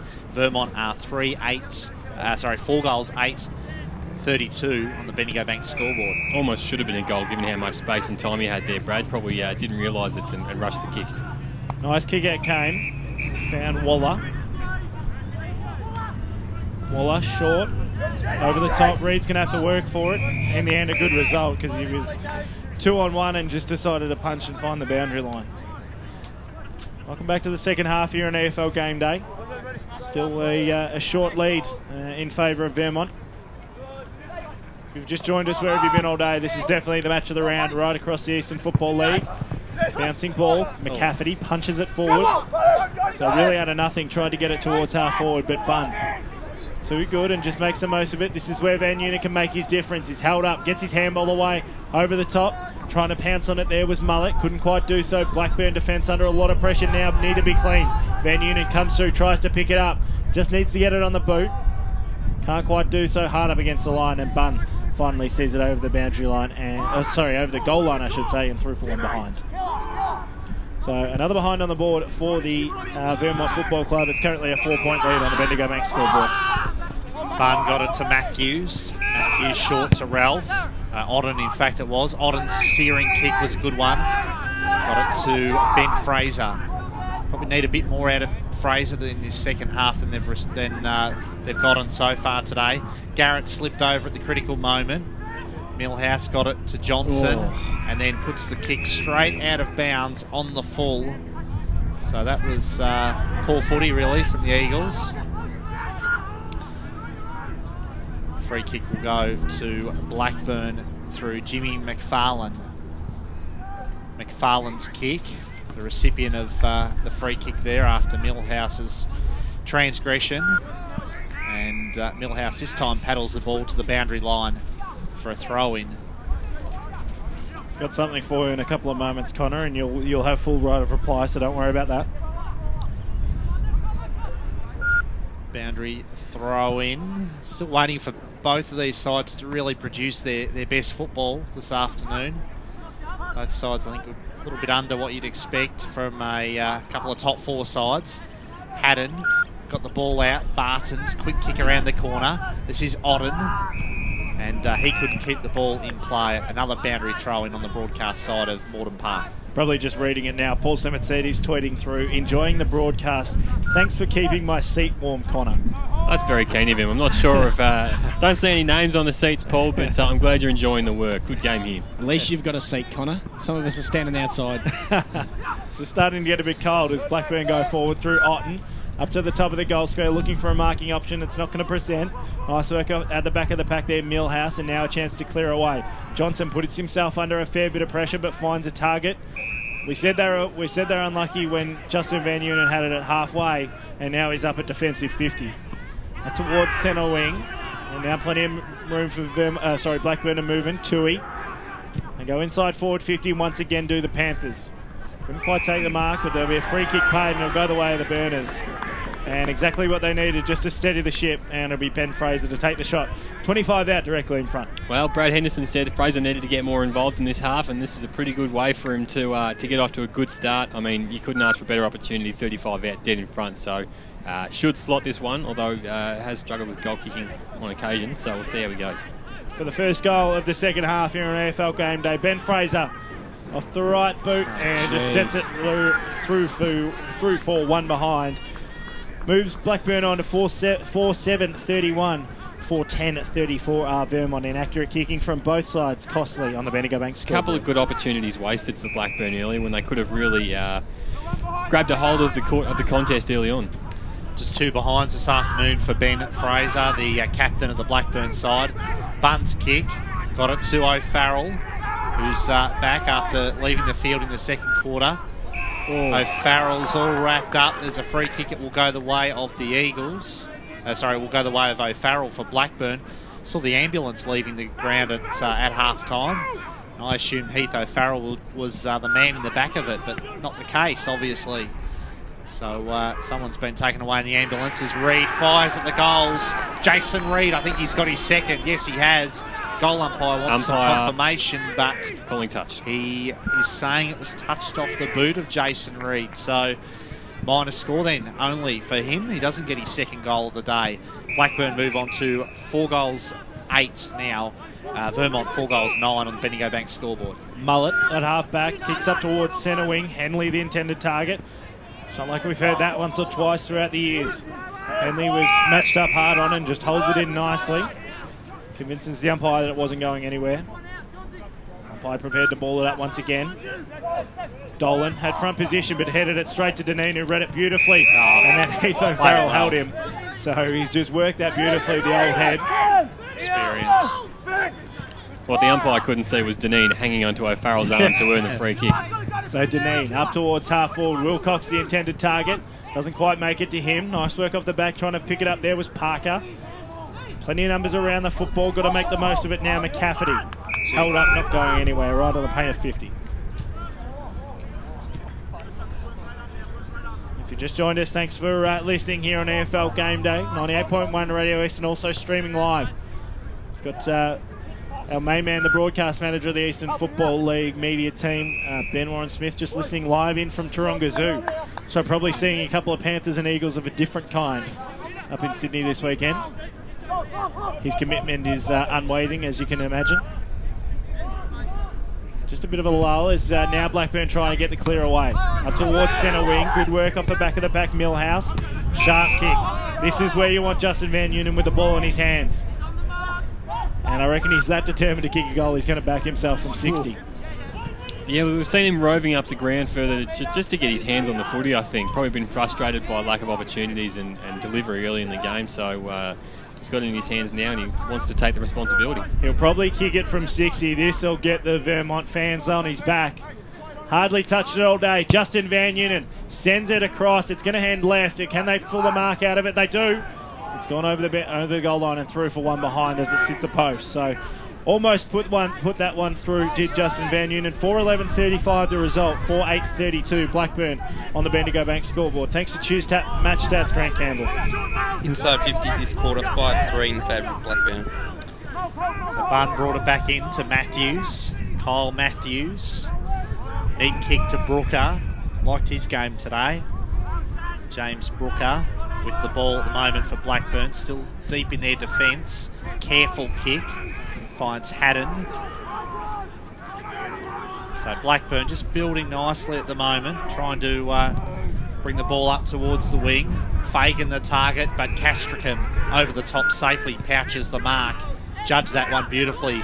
Jacob Castricum, the ex-Knox Falcon, in his first season at the Vermont Footy Club. Finds Mullet. Smooth moving as ever. Ryan Mullet's kick up towards the wing to Wilcox. Hands it off to Reid. Reid was racing past it. He was dumped after the kick. There's a free kick. It's going to be paid downfield. Couldn't really argue with that. Two players got right in the back of him. Dolan and McCauley both had a crack. Probably the first thing McCauley's done wrong all day, and it might be a costly one.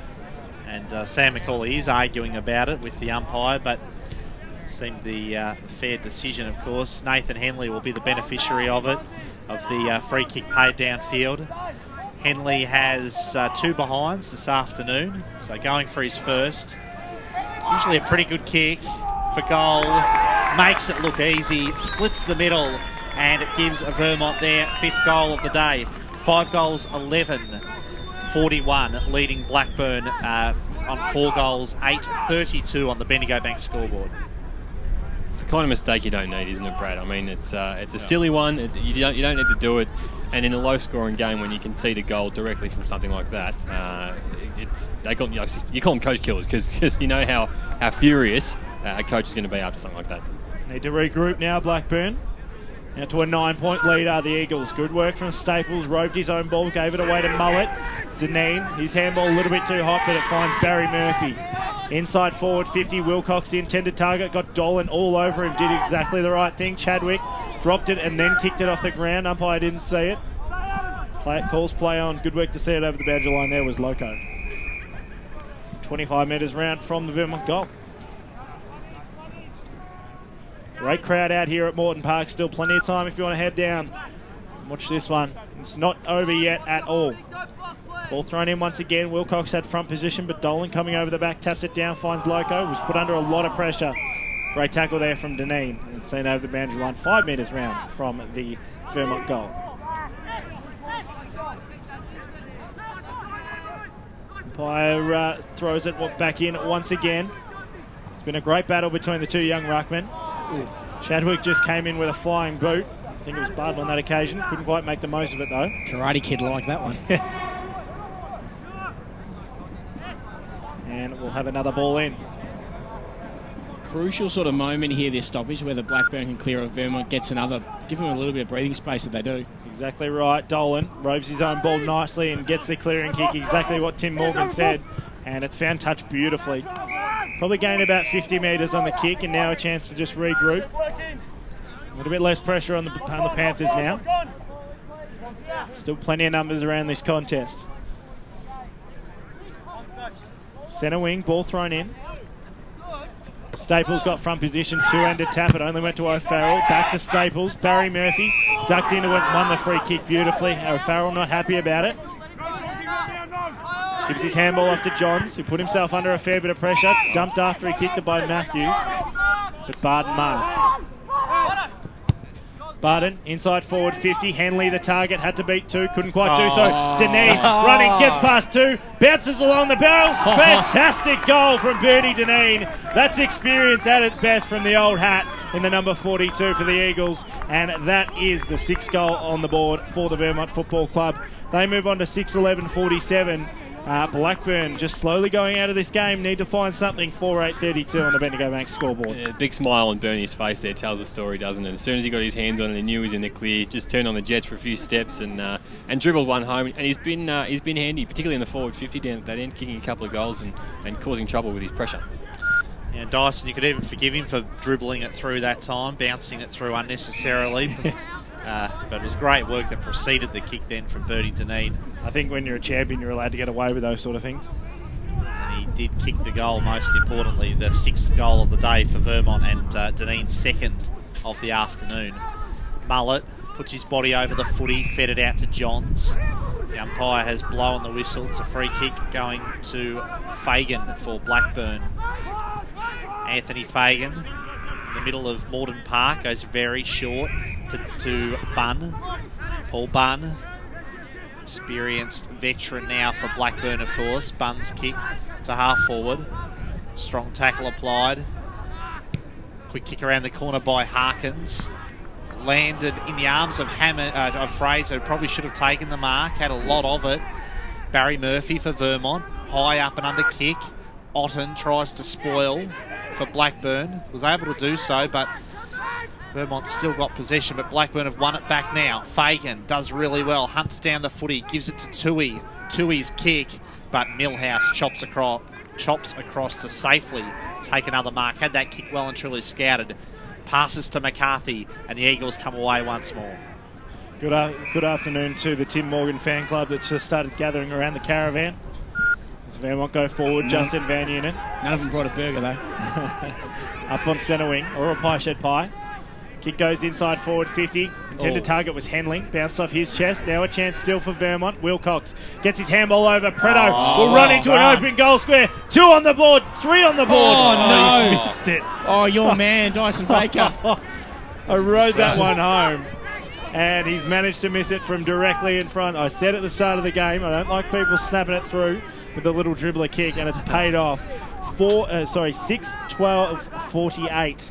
Now Vermont in accuracy just a plenty. 4-8-32, a 16-point lead in favour of Eagles. Still not sure how he managed to do that one. He was clear, he was through, he was only metres out from goal, and he still managed to miss. Had another 10 steps as well. Oh, I deserve to reward that handball. Most players would have blazed away from that boundary. Just the patience to wait and give it over to Preto. Deserved the goal. Millhouse can't take the mark, but he's been paid it in any case. Yeah, how good was that handball that really set Preto up for a certain goal. Didn't have to break stride at all, Andrew Preto. And a rare blemish on his copybook today because he's been terrific. Millhouse gives it to Barry Murphy. Tim Johnson at half-back for the Eagles. Neat kick to McCafferty. True wing position now. McCafferty spearing kick. Not his best effort though. And it's been marked in defence by Tyler Faulkner, who I'd like to see get a bit more of the footy in this second half and run and carry the ball, because he's great to watch in full flight, Tyler Faulkner. He's been pretty well negated today. Hasn't been able to create some run from defence from half-back like he normally does. Cross boundary side shortly, thanks to Life Care. Well, McFarlane's kick to Ralph. Ralph gave it to Fagan, to Harkins. Harkins floating kick forward, just into open space. Millhouse, who's doing a grand job in defence in this third term, gave it to Pretto. Oh, no, and Pretto has turned it over. So he's having a nightmare couple of minutes. He's kicked it straight to Brooker. And it's a shame, and it undoes that good work that Millhouse has done. He's really gotten more prominent as the game's gone on, and really marshalled that Vermont defence. Hasn't hit the scoreboard so far today, James Brooker. It's been pretty lively, certainly been involved throughout the afternoon. Pretty confident kick off the boot, right to the line, touched on the last line of defence, and just a minor score there for Blackburn. They continue to pepper the scoreboard. 4 goals, 9, 33 now for the Burners. Vermont are 6 goals, 12, 48. On the Bendigo Bank scoreboard, it's a tale of inaccuracy for both sides. Not much going on, decides to go long with the kick. Wilcox came along, tried to jump in at front position, couldn't make the most of it.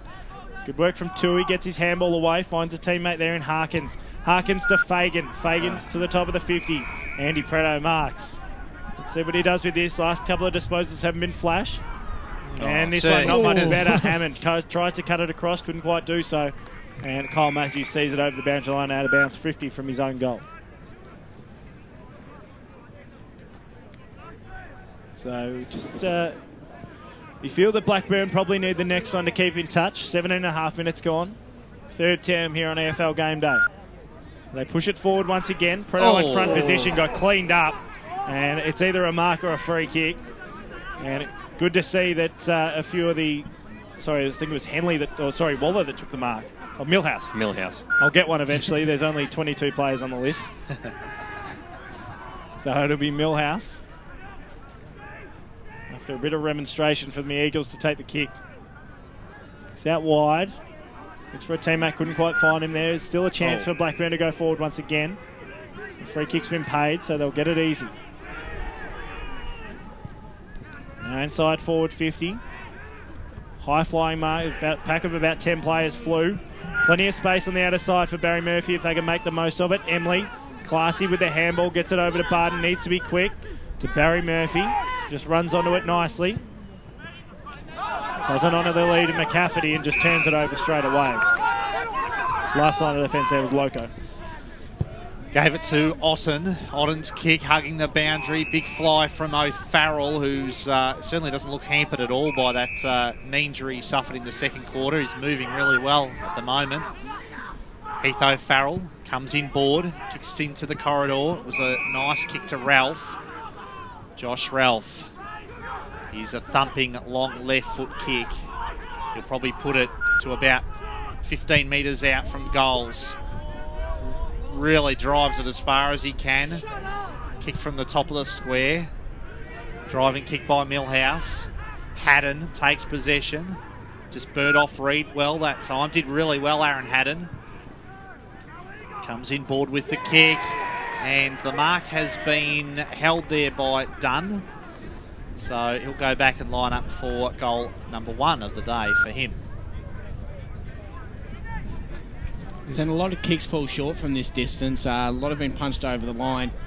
Interesting to see if we'll finally see one make it, or if it's going to be more of the same. Yeah, boundary riders tells us there's not a lot of wind out there. You're right. Almost every attempt from this sort of area on the ground has been falling short. So I wonder if there is a bit blowing out there. So Michael Dunn's kick does fall short, doesn't make the distance. They contest about 10 metres out from goal. Ball's still alive, and the umpire Reed there right on the scene and wants to see it thrown back into play. Cole Matthews letting the umpire know about a couple of those last-minute decisions. Massive pack of players around this footy. It's McCarthy who clears for Vermont. The experienced veteran McCarthy finds the boundary line, and Vermont managed to clear the area for now.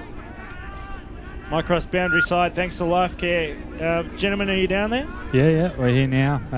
Yeah, look, there's not much of a breeze down here at all, boys. Maybe just the guys just not knowing how far they can kick it, because you can see by the top of the trees at that far end, there's nothing. So.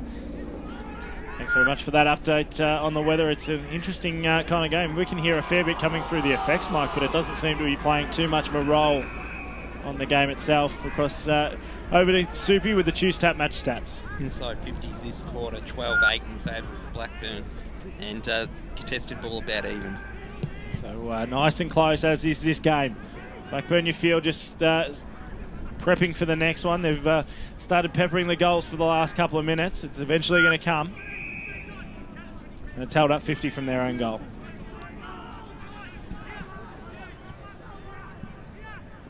Player just waiting for the restart.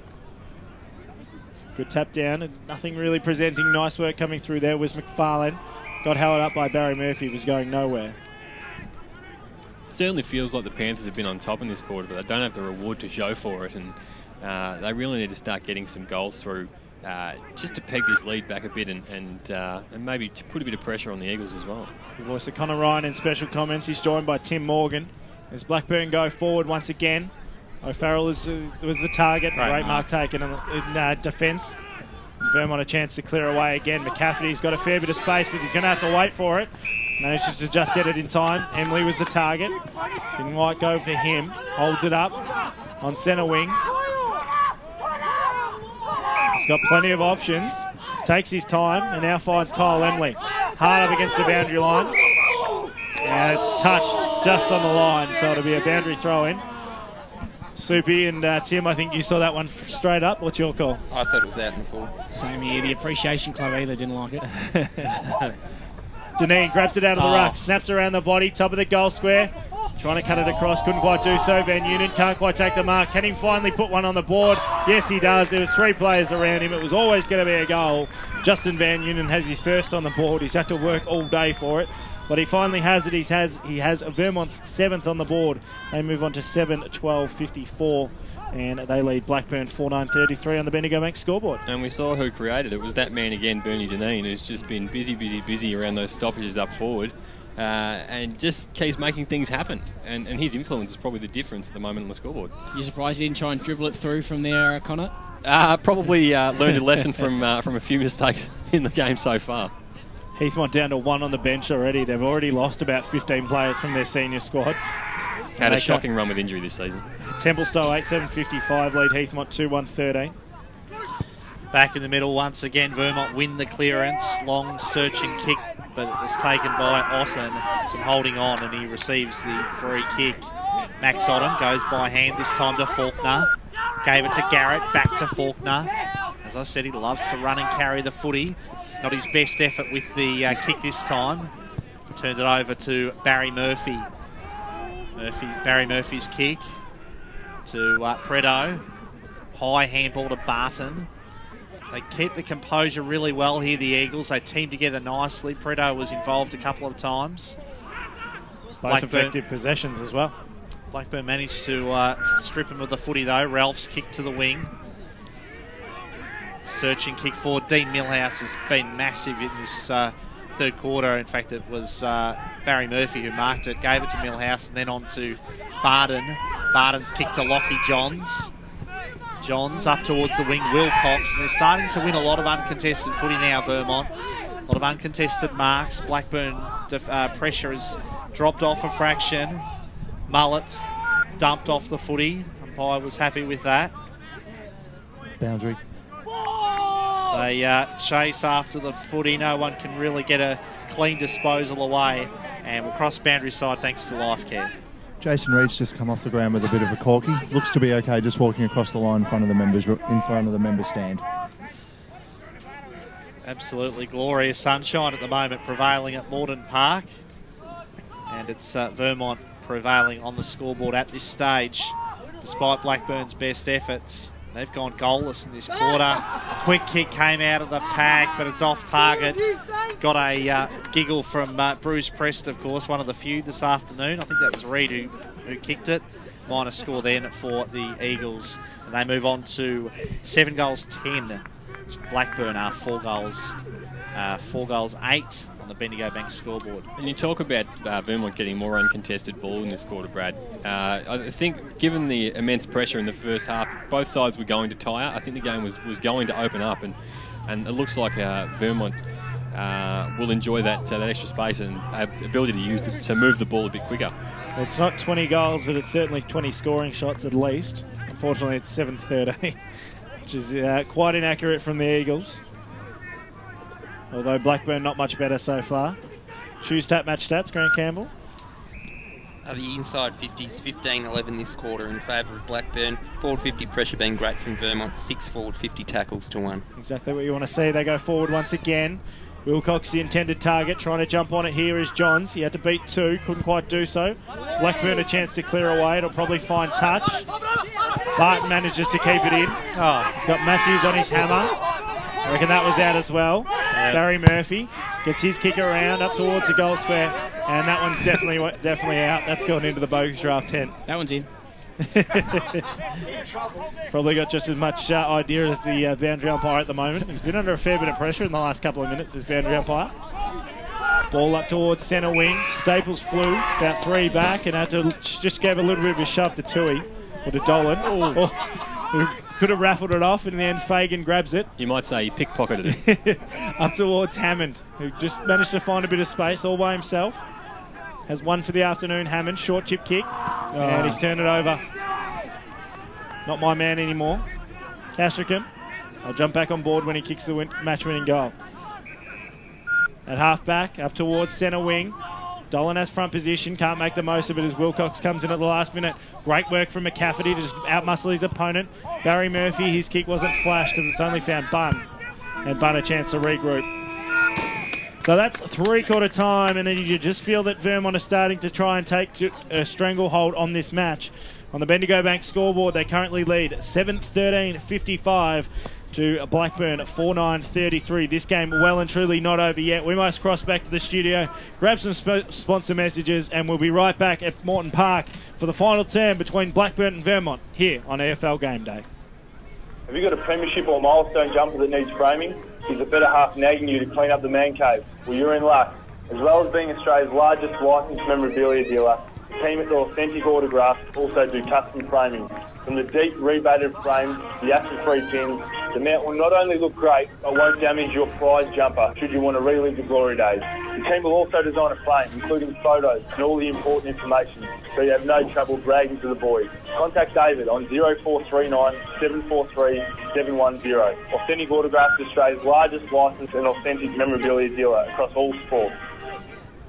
What vehicle would you choose for your funeral? An old 1950s classic, just like me. I'd love to arrive on the back of a Harley. Oh, there's only one choice for me, a Mercedes-Benz. At Tobin Brothers Funerals, we know you love vehicles, so we've assembled a wide choice for you and your family. So if you'd like a 1958 Dodge Hearse, our Fat Boy Harley Davidson Hearse, or our unique family funeral coach, just choose one in a fixed price funeral plan. Find out more at tobinbrothers.com.au. Tobin Brothers Funerals, celebrating lives. Program sponsor. For all the latest news and information on the Eastern Football League, make sure you check out our website, www.efl.org.au. Radio Eastern 98.1. Barry Cott's back here in the studio, and we'll be back for the last quarter of the Blackburn-Vermont game in just a moment. But let's check the AFL this afternoon and the game between Adelaide and the West Coast Eagles. And it's been a rather nip-tuck game all day. It's currently the 8-minute mark of the last quarter, and it's West Coast Eagles 16-12, 108, leading Adelaide 15-7, 97. Major goal kickers for West Coast, Gaff and Kennedy both have 3, 2 goals to Cripps. Major possession getters, Gaff 28, Shuey also 28, and Fritters 27. Goal kickers for the Crows, Walker has 4, Betts and Jenkins 3 each, and major disposals, Thompson has 29, Crouch 26, and Dangerfield 23. And we'll give you a final AFL score a little bit later on, right here on EFL Game Day. And stick around because after the break, we'll have the last quarter the game between Blackburn and Vermont. Good news, boys. It's 20% off to travel on Eastlink on weekends and public holidays with a car tab. So, with the money you'll save, you'll have enough. Enough for what, Coach? My birthday present next week, and I have my eye on some sparkly gold footy boots with some pandas on them.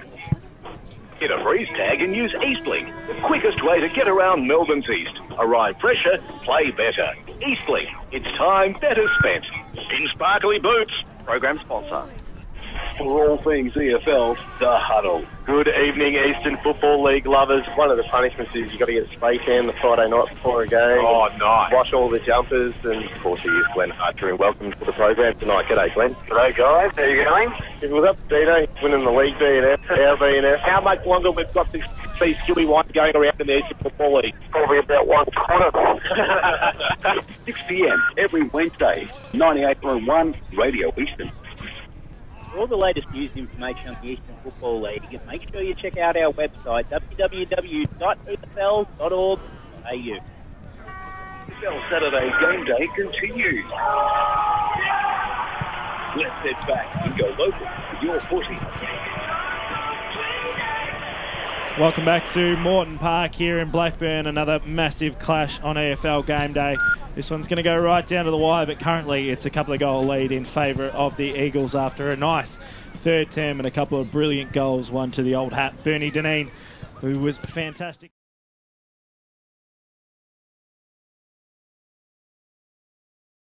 I'd want them to kick the first couple of goals, but how do they need to do it? Yeah, we hope this one will go down to the wire, but Yeah. for that to happen, the Panthers are going to need to kick goals early on. They started the third term pretty strongly, seemed to have more of the footy and had 3 very gettable chances at goal to open the term. Missed all 3 of them, and Vermont were able to create a couple of goals out of nothing, really, from Deneen and then Van Nuenen. So it's just going to take some early pressure from the Panthers, early goals, and then once they get within reach, then they're certainly capable of matching it with the Eagles, as they've proven for most of this game. It's amazing. We spoke about how important the big key forwards would be, and I mean, you kind of take Van Nuenen's goal out of the equation because it was sort of a nothing kick off the bottom of the pack, and Jake Hammond kicked one of the first goals of the game, but hasn't really been seen since, a little bit ginger as well. So it's really been a game that's been won and lost through the midfield so far, Tim. Yeah, exactly, and the ability for those midfielders to push forward, both Deneen and Preto have kicked important goals during this game. And missed important goals. Yeah, exactly. So the ability for the midfielders to push forward and win those contests and keep the pressure on's been the key today. Somewhat unfortunate, that missed goal from Preto. It couldn't have come any easier for him. And I tell you what, that would have put a small nail in the coffin. I reckon it would have put him into the votes too. Yeah. Kicking a few goals on a day like this. So, he had a rough patch there in that third term where he had missed probably what should have been a goal and a couple of turnovers. But he's been busy. He's been busy, and that's been important for Vermont today. And look, they're in control at the moment. They haven't been dominating by any measure, but they've done enough to be in front and have a pretty comfortable lead at the moment. But as bad as that miss was, at the other end, Fraser's miss, almost just as important, because they had, as Conor mentioned, they had a bit where they were pretty dominant there and got absolutely zero reward for effort. And they're going to have to take their opportunities if they're going to get back in the game. You'd almost say that's more disappointing. You've got a key forward lining up 35 out straight in front. Team needs a goal. He's a leader. You need that goal, and that would have really probably left the rest of the Panthers pretty flat that didn't go through. Great for local footy that we've just had to clear about 200 people off the field as players start to move into position. We'll keep an eye on our... Apologise to Soupy, I've just completely forgotten him. Thanks to Choose Tap.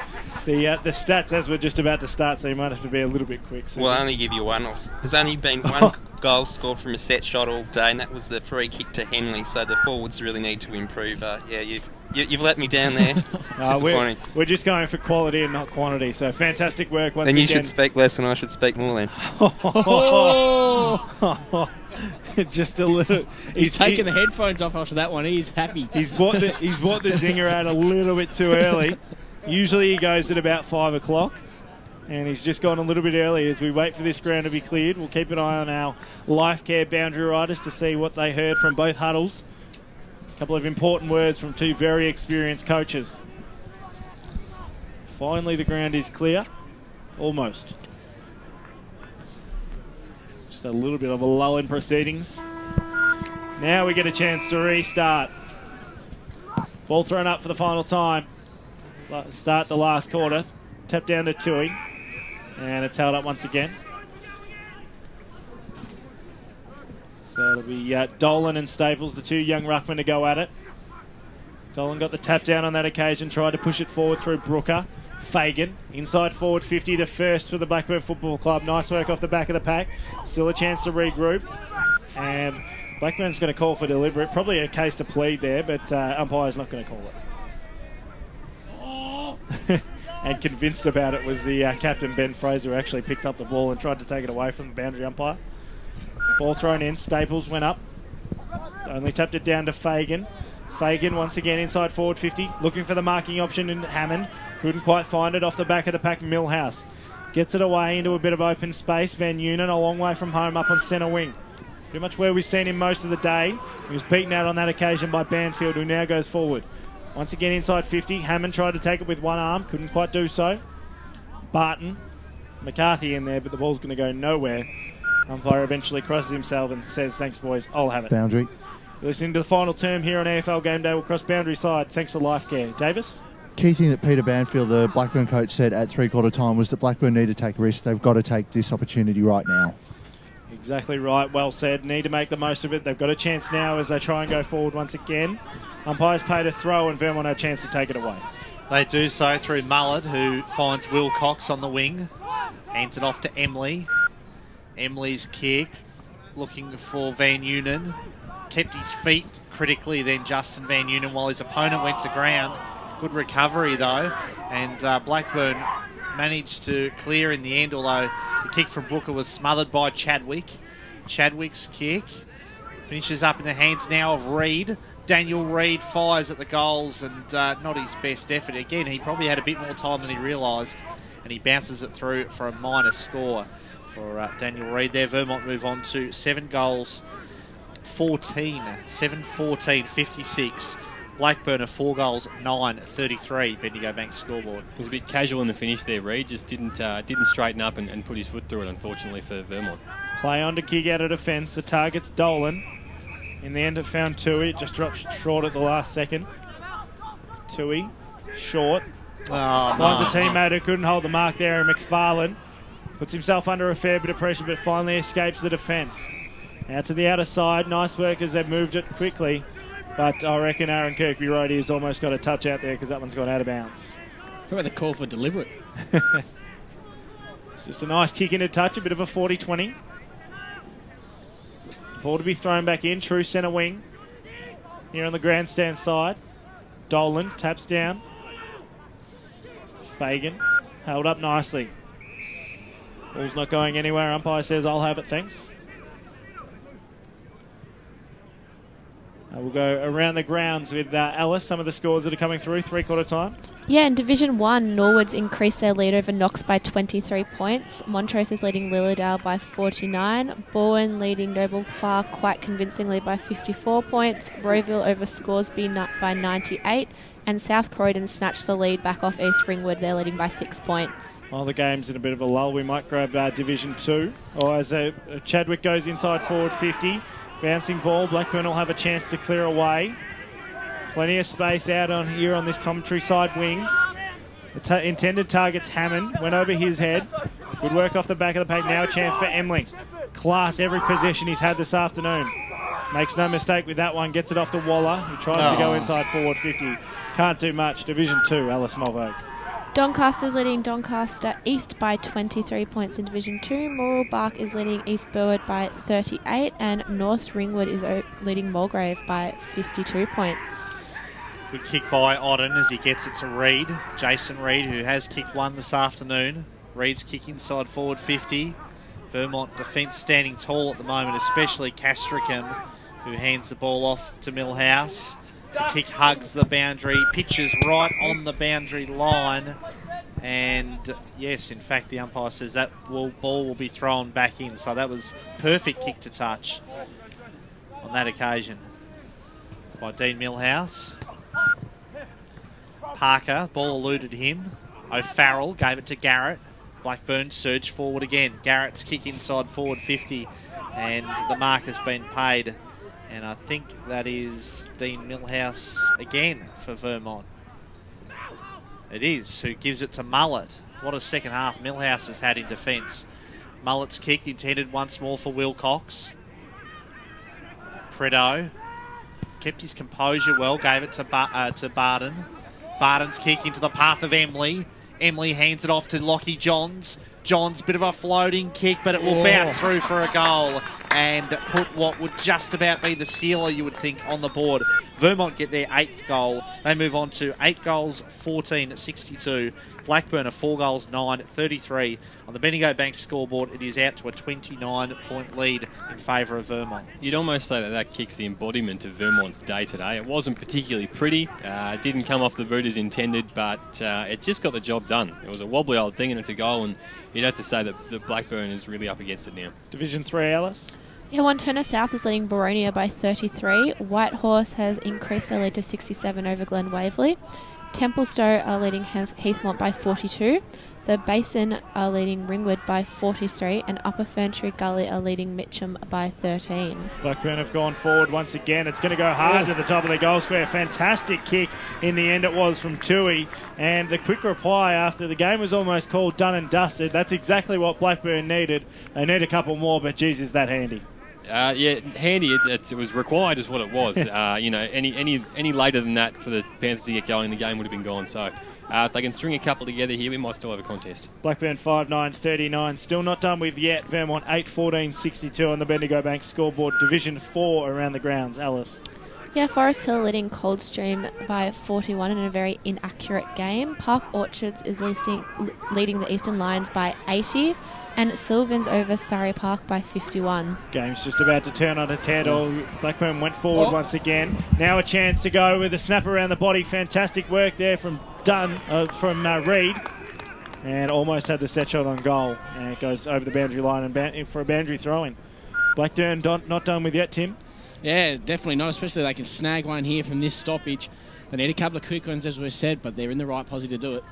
Ball to be thrown in once again. Nice work from Staples at the back of the pack, but it only goes as far as Harkins. Under a lot of pressure as soon as he grabbed it, turned it over. Now Vermont a chance to clear away. Mullet, all class, and clears it out. Give a guy a rap, and he almost turned it over. Good work to try and break through. Wilcox had a fantastic game this afternoon. Chadwick, he stepped up in this second half. Gets it away, finds a teammate. Now to side. Up towards half forward. Henley the intended target. He gets busted away by 3. Can't quite work it out. Just nice work to Hatton to get around a couple. Finally need to get it on the boot, does Geelings. Up towards centre wing. Running in late there was Harkins. Couldn't quite get to it in time. Ball spills out to the bottom of the pack once again. Hard up against the boundary line. Be a free kick paid going the way of Blackburn. Didn't see that that was for, but nonetheless it'll be McFarlane to take the free kick. Kick short, finds his target. Heavily strapped Ned be Hammond. Went down early on in this game. Hasn't really done a whole lot today. The Trojan Young Gun nomination, but he kicked it inside forward 50. Great work off the back of the pack there, Davison, to try and kill it away. Trying to push it out, Chadwick. Gets his handball away, McCafferty. Takes a running bounce straight through the middle of Moreton Park. Puts himself under a lot of pressure. Has to be gone. Fantastic work there from Garrett, not rewarded. Unfortunate as Vermont still on the attack. Wilcox. Handball, boys. Hard on the top of the 50. Plenty of players flooding back for Blackburn just to try and hold this one out. Important kick as Wilcox takes his time. Now he's put under a fair bit of pressure. Handballs over the top. Finds Parker. Parker gives it away. McCafferty inside forward 50. Kick wasn't flash. Story of his day today. JVU kicks it out of bounds on the full. Blackburn on the attack once again. If Blackburn are going to get back from here, one thing, they've got to be clean. They've really struggled with that with their ball movement. And the second, they've got to find something at ground level. We've seen Vermont get some snaps, but they've really got nothing from the ground at the other end. Haddon's kick to half-back. Barden roves the pack nicely. Hands it off to Johnson. Tim Johnson's high kick looking for Waller, who got a push in the back from Kyle Matthews, and he will get a free kick here. Dean Waller in His last kick was a shocker. He turned it over. He'll be hoping that this is a better effort. Still somewhat of a fringe player in this Vermont team. Sort of can't quite cement a regular senior game. Big pack contesting for this footy. Bunn. Out of defence, the Burners come, but Prideaux intercepts it nicely. Neat little kick was clever, and he got it to McCafferty. And McCafferty's been lively today. He's given a bit of a spark to the side. Tell you what, it takes a fair bit of confidence for a 19-year-old kid to have Kyle Lemley all by himself and say, nah, mate, I got this. Especially when you're just about 50 metres out and no one's made the distance yet. Smallest bloke on the field too. And Barden offering a pretty strong lead as well, which is ignored. McCafferty has kicked one today. Good kick off the boot. I think the kick has got the legs. Yes, it has. And Conor McCafferty shows why he believed he could kick the goal. He's got his second. Vermont have kicked their 8th goal of the day. Their 9th goal of the day. 9 goals, 14. What is that up to? 68. And Blackburn are 5 goals, 9, 39. Bendigo Bank scoreboard back to 29 points. The deficit. You'd think it will be a bridge too far for the Burners. And you have to like that from McCafferty. Dyson, you said he backed himself to kick it, ignored a few senior options and drilled it home with a fantastic kick. And that should be just about curtains for this one. Exactly right. Is it Blackburn try to go forward once again? It's cleared out nicely, out wide. And hard up against the boundary line. But a free kick going the way of the Eagles. Oh no, it's going to go to Blackburn. It's a bit of a 0-0 draw in the contest over on the outer side. Nonetheless, Blackburn have it on centre wing. Still time, only 11 minutes gone, but they need to find something quick, and that's going to help. Jake Hammond inside forward 50. Still hard up against the boundary, probably 50 from home. Will back himself though. Has one already this afternoon. Starts his approach. A much needed goal for the Panthers. Sends it high and long and through for one behind. Blackburn crowd behind the goals trying to get around that one. Unfortunately not the case. And another behind on the board takes Blackburn to 5-10-40. On the Bendigo Bank scoreboard, Vermont 9-14-68. A deficit of 28 points to the Panthers. Well, bad kicking hasn't cost them the game because Vermont have been guilty of that as well. But it hasn't helped the Burners this afternoon. As Millhouse brings the ball back in. Terrible kick from Dean Millhouse. You'd want to have that one over again. He's kicked it straight to Kyle Matthews. And Matthews will go back and line up for his first goal of the day. If you're watching the stream, it doesn't get any better than that. Should be able to ride this one home. And it has to be a goal if the Panthers want anything out of this game. And for us, we'll be in no doubt as to whether this kick has gone through the goals or not. Perfect angle on behind this kick from Kyle Matthews. Gee, it looks good off the boot, and he has made no mistake. So Kyle Matthews gets his first. There is still a pulse for Blackburn. It's only 11 minutes gone, 13 minutes gone in this final quarter. There is time enough if they're good enough. They've brought the deficit back to 23 points. Yeah, there is time enough, but they haven't shown enough today to make you believe that they'll be able to come back. They've struggled in front of goal. Their forwards have got their hands on it without actually making a big impact on the scoreboard. And I think what Tim said before about not having a small forward up there to make an impact, Vermont have done that and gotten good goals out of their smaller players up forward. Two young guns go at it once again. Dolan and Staples. Much presenting a bit of a 0-0 draw, and they just try and work it out. A bit of a contested ball. Now Matthews gets it away to Tui. Tui, short chip kick, finds a teammate on centre wing. Plenty of numbers in the middle, need to use it quickly. Can't do so, decides to go back. And puts a teammate under a lot of pressure. Just making the most of it. Bunn, good work, gets it off to Dunn.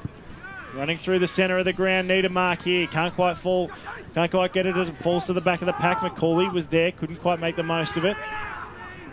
Mullet to Hanley. Kicks it away, looking for Preto. It's a 2-on-1. Need to make the most of it here. The Panthers inside forward 50. Kick was ugly. And exactly what you said, Connor. They're there or thereabouts, but just simple skill errors letting them down. Yeah, it might just be a bit of class that the Eagles have on the Burners, and it's been the difference today. So it's Barton with the ball on half back. Gets it off to Chadwick. He's going to kick about 4.5 metres to Barton. It's good for their Supercoach scores. So Barton kicks down the line, centre wing. Dolan had front position over Staples. Made the most of it. Good work to rove the ball there. Bunn got it away. Nice handball to Ralph.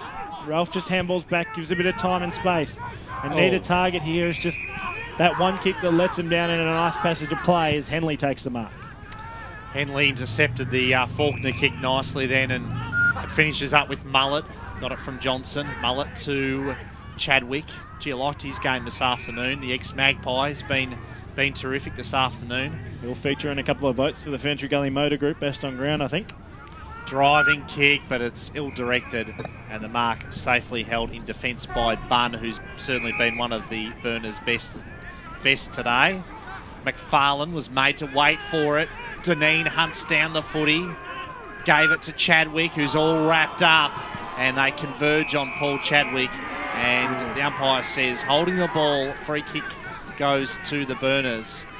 So Paul Chadwick conceding the free kick on that occasion. McFarlane, they need a spark from him. He's someone who's capable of providing that spark. This is Tui, Ryan Tui, off a step, kicks it forward. Went over the head of Macaulay, who has gone into the forward line in this last quarter. Good move, I think, as well, because they need something. They need a spark, and they need something different. Ben Fraser has struggled to provide that, the captain, this afternoon. Macaulay, he's a warrior, and he'll give you everything. Macaulay thumped it down out of the ruck to Fraser. Parker, with the handball, concedes it behind. And at the moment, Blackburn just don't look like being able to kick the required goals in this final term to really make a game of this. Tell you what, gentlemen, we said that there might be an upset today. We didn't reckon it was going to be Croydon and Bayswater. 11-5-71 Croydon, 10-9-69 at Bayswater. Blues only leading by 2 points at home against the Waters. I thought you were going to tell me the Eastern Lions had come back. I think at last count they're about 60 points down. Yeah, no danger there, Tim. Tuesday match stats, Grant Campbell. Inside 50s is final quarter, 12-10 to Blackburn. They're dominating the clearances 9-2. Dolan thumps it forward. Can't quite make the most of it. Good work from Parker. Hard up against the boundary line. Can't make the most of it there. Hatton sees it over the boundary line right in front of our commentary position here at Moreton Park. Try to throw it in. Way. Tap down. Dolan just tried to take it out of the ruck. Dropped it at the crucial moment. Underneath everyone there was Garrett. Emily and Mullet weren't letting him go anywhere. Ball thrown up once again. Dolan just starting to become dominant in the ruck, but Vermont just using him nicely. Heath O'Farrell boots it forward up towards the forward 50. And a great punch coming over the back there from Lehman. Brilliant from the young defender. Trojan Young Gun nomination this year. Could be a Trojan Workhorse nomination perhaps this afternoon. He's done an outstanding job on Ben Fraser this afternoon. Rory Lehman. Already got a toolbox. We might give him another one. Fagan sees it. Certainly will. There's a few players for both sides that have certainly put their hand up. You mentioned Paul Chadwick before. He's been fantastic. Macaulay grabs it out of the ruck, kicks it on its way straight away. Ball just takes a mountain of time to come down. No one can take the mark. Good work from O'Farrell. Snaps it around the body, top of the goal square. Need a mark. And Vermont need a punch through, and that's exactly what they did. 6-12 now, 48. Blackburn 9-14-68. A 20-point lead in favour of Vermont on the Bendigo Bank scoreboard. Conor, you just feel like this one's sort of petering out. It is, yeah. I mean, Blackburn, the effort's been there all day. You know, they've been scrapping with the Eagles all the way through, but scrapping is probably the word I'd use because they haven't had the just that finishing touch to, particularly up forward, to make the most of those chances. Exactly right. We'll cross boundary side thanks to Life Care, boys. Dolan's come off here with a hip injury, so he's off for Blackburn as well. He's just getting a rub down, so don't know whether he'll get back on. Tui comes off as well for Blackburn for a rest as Parker takes it through the middle for Vermont. Beautiful kick from Adam Parker, and he hits Van Unen on the chest. So a couple of their lesser lights this afternoon, Adam Parker and JVU combining. They've both had fairly quiet afternoons. Van Unen has looked dangerous at times without really being able to finish off his work. He's only kicked the one goal this afternoon, so 51 goals for the season for Justin Van Unen. This is his bread and butter, though, these sorts of kicks for goal. And it looks good. It makes no mistake. Does it pretty easily in the end. He's got his second. 52 goals now on the season for Justin Van Unen. And Vermont get that quick reply. Once again, they move on to 10 goals, 14-74. Blackburn are on 6 goals, 12-48. On the Bendigo Bank scoreboard, it's still a 26-point lead at the way of Vermont. Our game might be petering out, but there's definitely one going on at the range in Croydon. Wayne McInerney puts the Bayswater Football Club in front. 75 plays 71. Bayswater might be able to make 2 in a row, particularly taking out a top-of-the-table contender in Croydon. Good work from Johns. Gets it away to Mullet, now to Emley. Emley up towards the Henley direction. Tried to tap it down to himself. Couldn't quite do so. Gave it off to Barry Murphy. Snapped around the body. Kick wasn't that flash. Up towards Staples. Running through, trying to take it out there was Barton. Did he get pushed in the back? Umpire said no. Right near the goal square at the Vermont, the Central Road end for Vermont. Hard, just trying to slog anything they possibly can, both sides. A couple of games have completed now. Heathmont ended up with no bench and walking wounded. 2-1-13, Templestowe 9-10-64, the final score there. We'll keep you updated as they come to hand. Another high tackle. Umpire didn't want to bar of it though. And nice work from Geelings just to wrap up his opponent. Whitehorse Pioneers 13-12-90 have defeated the Glen Waverley Hawks 2-4-16. It's going to get tough to find Glen Waverley Hawks a win in the last couple of games of the year. They got Churnside final round. Might be a do or die clash. Mullet. Ugly little grubber kick inside forward 50 once again. And a mountain of players jump on the ball. Trying to take it out there was Deneen. Got it off to Henley. Henley snaps on goal. Staples tried to take the mark. Couldn't quite do so. Plenty of room for Bunn to run in. Kicks it out. Finds Hammond. 60 from defensive goal. And there's a free kick being paid off play. Fagan, he just got tackled down by Johns. Had a good game today, Fagan. So theoretically should be a downfield free kick, but played 25. Matthews. Kick was smothered there. Great work there by Parker. Still a chance for Blackburn. Every kick being smothered. They just can't get anything going forward. Conor Ryan mentioned that they lacked a bit of class, and that's just sort of the way it's prevailing at the moment. Another thriller at the Campbell this time. South Croydon Doggies prevail by a goal. So they've only just got over the line. A couple of close contests in the Glen Mason Shield between South Croydon and East Ringwood. This time around it's South Croydon winning by a goal. Keeps their hopes alive, but only just. And makes next week's clash against Blackburn even more intriguing. Back to the game at hand. There's Harkins. Mark 60 out. We saw Matthews slot one from an exact position. And as we said before, if you're watching this stream, you're in for a treat because we'll ride this one home. 23 gone, final term. Comes in now. Sends it on its way. It's just gone right, and it's stayed right. And it's gone as far right as it possibly could. Out of bounds on the full, and will cross boundary side thanks to Life Care. There's a big cohort of Eagles fans right near us on the interchange bench, and they were very, very, very rowdy and loud when those two smothers were made on Kyle Matthews just a little while ago. Yeah, it was Adam Parker who was affecting that smother from Matthews before and working overtime in this last quarter for the Eagles, despite the fact the game's probably done and dusted. Henley now up towards Staples. Wilcox, wheels around. Short pass. Finds Barry Murphy. Xavier Barry Murphy liked his game as well today. There'll be plenty of Eagles contesting for the votes. Tim Johnson kicks to the pocket.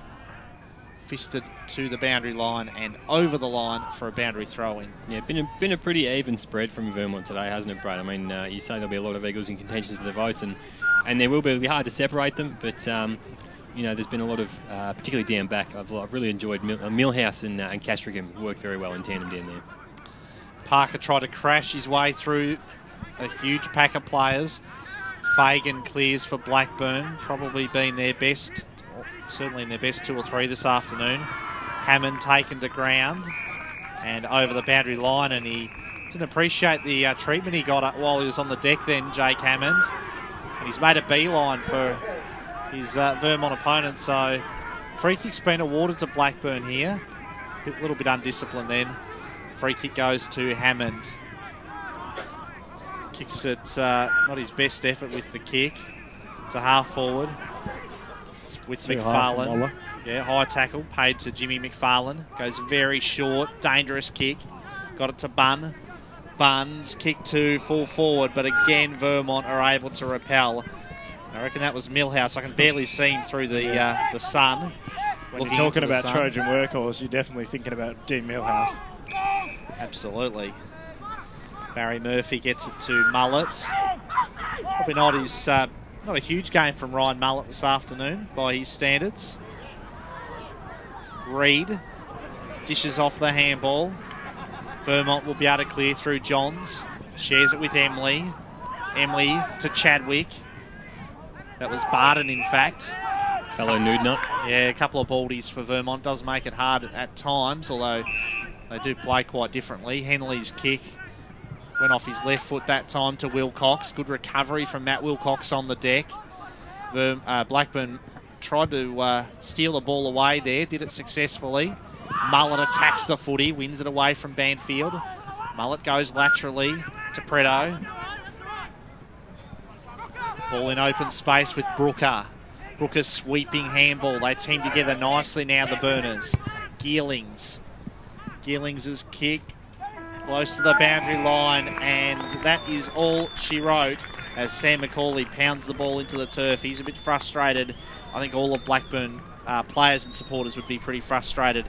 Disappointing day for them, and they finished with 6 goals 12, 48 to Vermont. 10 goals, 14, 74, a 26-point win to the Eagles, and a great away victory for Vermont here at Moreton Park this afternoon on the Bendigo Bank scoreboard. And as we said in the pre-match, hasn't been a happy hunting ground for the Eagles here. They've struggled, haven't won a game since 2008 at this venue, I believe, Dyson. So to do that obviously breaks a hoodoo and puts them in touch, are in a great position to win that double chance in Division 1.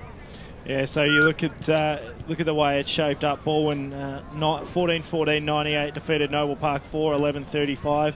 Norwood have defeated Knox 117-58. So it'll be Norwood sitting atop the table at the end of this round. Baldwin second with 44.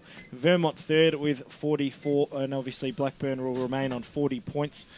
Still awaiting the score in the Montrose game as these final scores start coming through. Grant Campbell, as you start to add up, give me a nod if you're ready to go. We might. I can do the final quarter stats. Oh, yeah, that'd be great. Thanks to Yarra Valley Water Choose Tap. Well, surprising given the score, but the final quarter, Blackburn actually won the clearances 13-4, and they won all 6 centre clearances. The inside 50 count, they won 16-13, and they won the contested possessions 37-35. Vermont again winning contested possessions 50-37. And Blackburn, to their credit, they didn't drop off with their pressure because they won the effective tackles 21-13 and forward 50 tackles 5-2. Probably from my perspective, the difference was they just didn't have that forward target that was able to take marks and convert chances because they only had 1 goal from set shots for the entire game. Just trying to suss out our life care boundary riders. I'm hoping they're somewhere near Steve Cochran, or... Well, I know they're not anywhere near the players because both teams have both grouped up. Just seeing if I can see them out there. Any luck with that, Brad? It's just a bit of a lull out there at the moment. Seems to be that I think Vermont are pretty much just happy to get the result this afternoon, Conor. Yeah, it's interesting with the stats from that final quarter. You know, Blackburn getting on top in those clearances out of the centre in that last quarter. We saw Kyle Staples putting a mountain of work in the ruck for Vermont. In the absence of Simon Taylor. I thought he did a brilliant job. Obviously tired towards the latter part of the game, having rucked for most of it. But I thought his presence and his effectiveness in the middle song first and interview was a big factor in the Eagles getting up. Well, if you can quickly dive in there and hopefully get someone on the way in, that'd be fantastic, boys. Thanks to Life Care. But if not, we can wait after the song. Doncaster 8-14, 62 have all but ended Doncaster East finals hopes 4-6-30. That makes it very hard now for the Lions to make finals. Yeah, I think as we discussed in the pre-match, Tim, the Lions do have a good run home. They do, but I think they really need to get today's win. They'll fall. I've got the ladder here right in front of me, but I think with the loss today, they'll be 3 games behind Doncaster now, which makes it pretty hard from here, considering I think Doncaster play a couple of winnable games on their run home. Yeah, the Lions needed to do everything right to climb into that top 4, and after today, they'll struggle. I reckon this song will be sang with a little bit of gusto, I think, in terms of the fact of the way their season's going to shape up, Vermont. I think they're just pretty content to pull away with the 4 points when they leave here, and they've got a couple of big battles facing them, and they're definitely going to sew themselves up a top 3 position, but quite happy to get the 4 points. Oh, you'd think so. I think, and I'm pretty sure that will make it 9 of the last 10 for Vermont, so they're well and truly now on the trot. Well and truly hitting their straps at the right time of the year, and they've come here and they've got a win that they haven't been able to get in the last few years, and they're absolutely primed to now get that double chance heading into the finals. Yeah, they're flying at the moment. They really are. That's 2 top 5 teams that they've knocked over in the last month, and taking really great form towards finals. So I think all of their top 5 rivals will be very wary of Vermont at the moment. I reckon we're a bit ahead of most of the other games going on around the Eastern Football League. We'll start getting them out via the radio and also via Twitter as they come to hand. We'll make sure that you're kept abreast of all the scores going on around the Eastern Football League as you go local for your football. It's fantastic to see that Melbourne weather has prevailed, and after what was a horrid week of Melbourne weather, we finally had sunshine right throughout this afternoon's game. We might grab your Tuesday match stats, Grant Campbell. Yeah, the final match stats, Blackburn winning the clearances 44-34. Vermont had 221 kicks to 193 and 129 handballs to 84. They won the contested ball 153 to 144. They were dominant in every quarter of uncontested possessions, winning overall 197 to 133. Blackburn actually won the inside 50 count 59 to 52, and they had 8 marks inside 50 to Vermont's 5. And one other stat that stands out, Vermont took 23 intercept marks for the match, and that included 16 in the second and third quarters. So Blackburn a bit guilty of turning it over a bit too easily. Spoke about the difference in class factor, and that pretty much sums it up there, Conor. Yeah, you think it does, and particularly we're talking about the Vermont backline before. You know, they were able to cut off attack after attack. You know, and that's a combination of experience of a guy like Dean Milhouse and Jacob Castricum knowing where to go, but it's also pressure on those Blackburn ball carriers not being able to hit their forward targets well. And it wasn't just the ability to mark those balls coming inside, their ability to clean up when it did hit the ground as well. Blackburn really got no easy ball when they went inside 50, and that's why they did struggle to get anything on the board. Yeah, and as you noted earlier, you know, that their small players up forward weren't able to make an impact, and that comes back to Vermont being at the foot of the ball and working well as a back 6 unit. For all the Eagles fans that wanted to hear the song, I think we're just a little bit too far away from the Blackburn rims. I'm hearing a little bit coming through, but not enough to suggest that we're going to be able to get the song. So, boys, if you can hear us, thanks to Lifecare, can you make sure that you pull any guests that we can get outside towards the goals right up on the ground, so we've got a nice clear line of vision. We've got still plenty of time, but we might start thinking about our best on ground votes, and I'm going to throw you right under the bus, Tim Morgan, because you're up first. You're 3, 2 and 1 thanks to the Furniture Gully Motor Group. Well, they always say failing to prepare is preparing to fail, but I prepared very nicely, and I've got mine written down here. For me, the one vote went to the best player on the Blackburn team, and in my mind that was Anthony Fagan. Bun was unlucky, but he was my best for Blackburn. He gets the one vote. The 2, as we spoke about, the ability for Vermont to cut off those balls coming inside 50 was pivotal in their win today. So I gave Dean Milhouse the 2, but there was a host of players that really could have got that. I'm sure you guys will give some votes to some other players. But the best on ground for me, kicked a couple of vital goals, was Bernie Deneen, and he was just sensational throughout the entire day. Fair call, fair call. Certainly agree with those mentions. For you, Conor Ryan? Look, I'm a big Deneen fan. He's a vote catcher, and I love the way that he was able to have a big impact on the game with just a handful of those actions he got involved in up forward. If you want to cross back to the boundary, we'll continue this afterwards. Yeah, we'll grab Steve Cochran's down with Davis Harrigan. Thanks to Lifecare.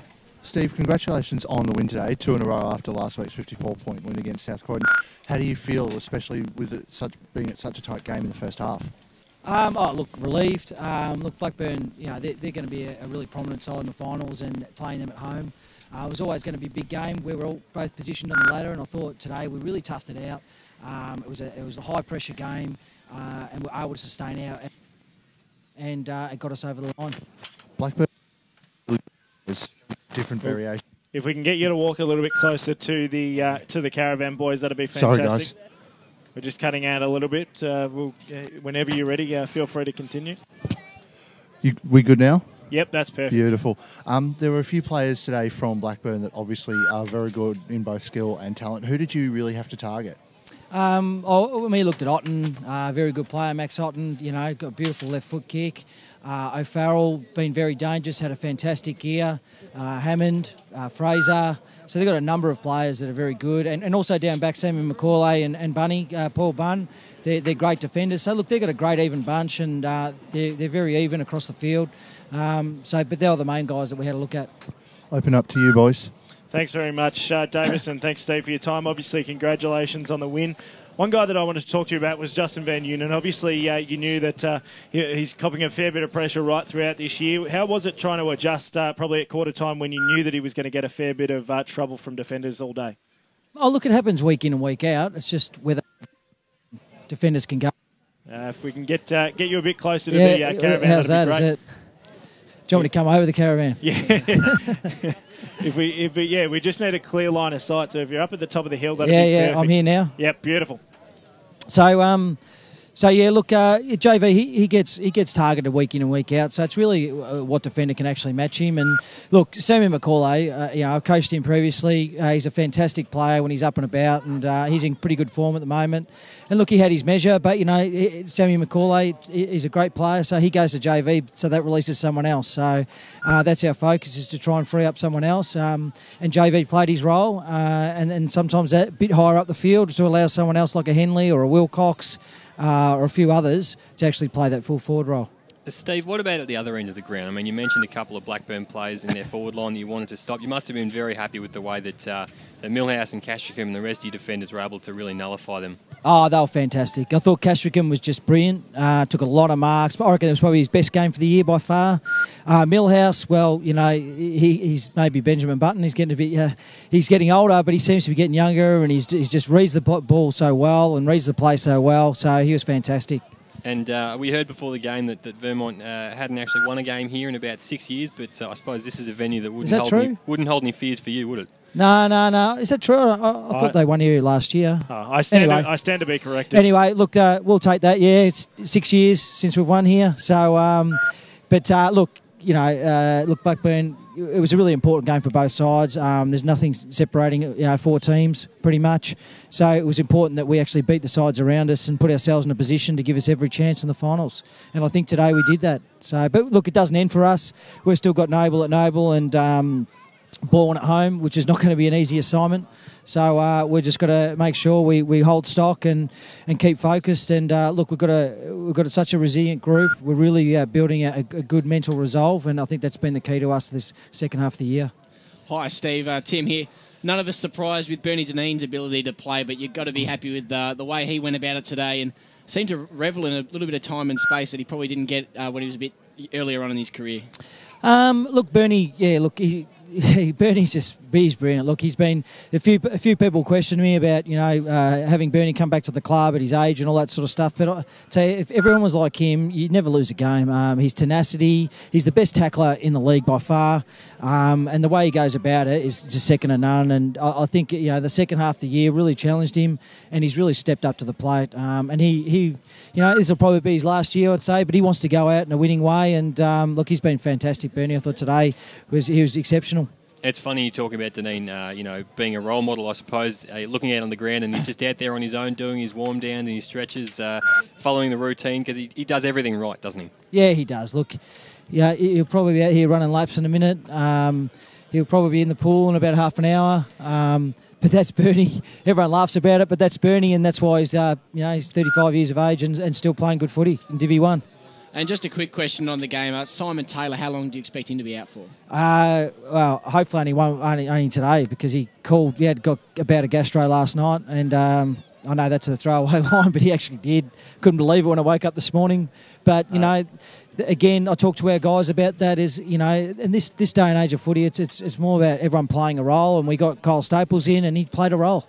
And he did that quite well, I thought. So, you know, hopefully he'll be back next week because he's the best ruckman going around, and we get a lot of advantage with him in the side. You mentioned Kyle Staples. He was absolutely fantastic. Really filled a gap that definitely needed to be filled against the tall Blackburn side. Steve, congratulations on the win. Bigger fish to fry in the next couple of weeks before we hit the big time, the Tuesday finals. But all the best of luck for the rest of the year, and hope to talk to you soon. Thank you very much. Thanks very much to Steve Cochrane, the senior coach of the Vermont Football Club. Thanks to Lifecare for their support of the Boundary Riders in season 2014. Just pretty adamant that the job's not done yet. Yeah, not even really talking finals, is he? He's still focused on a couple of big games ahead that could definitely shape that top 5. But they've gone a long way to securing, as we mentioned earlier, that double chance. And Blackburn, on the other hand, now only a game out of the 5. Now, before Steve rudely interrupted, Conor Ryan was going through his 3, 2 and 1 thanks to Furniture Gully Media Group. Yes, it was very rude of him. I actually, same with you on the one vote, Tim. I gave one to Anthony Fagan. I liked his game. I thought he was great in the first half and really put in a 4-quarter effort and just kept digging away. And you know, he's in and under player and just gave them a lot. So I gave him the 1 vote. 2 votes I'm going to give to the number 6 for Vermont, Nathan Henley. You know, he just gave him a bit of everything. You know, he was providing a bit of a lead-up target at times. He was able to kick an important goal, can win his own footy. Just did a bit of everything today. I thought he was versatile and very useful for them. And I'll go 3 votes to Dean Millhouse down back. I could have gone to Castrum as well. It's probably almost a shared vote, but I'll give it to Millhouse. I thought he was outstanding. Thanks very much for your votes, Conor Ryan. I think I heard a boundary call from Aaron Kirkby-Rodier, so we might see who you've got thanks to Lifecare. Daniel Reid down here, former Blackburn player. Now, in his words, he was on his deathbed today before coming to the game today. So, Daniel, good to be back here with a win, mate. Yeah, it's good to get a win, especially after last time they came and touched us up back at home. So it was good to come out here and continue our form. I think it's 7 in a row now, so it's just good to get another win and you know, just week by week looking to just keep improving the way we are. Boys? Yeah, look, Dan, it was a fantastic effort. Obviously, you know, such talent in this side, but the young guns that really impressed me, guys like Rory Lehman, Xavier Barry-Murphy, and I thought Andrew Preto was fantastic. It's really that younger brigade that's really starting to take control of this Eagles lineup. Yeah, Buff did a good job down back for us today. I think it was on Fraser.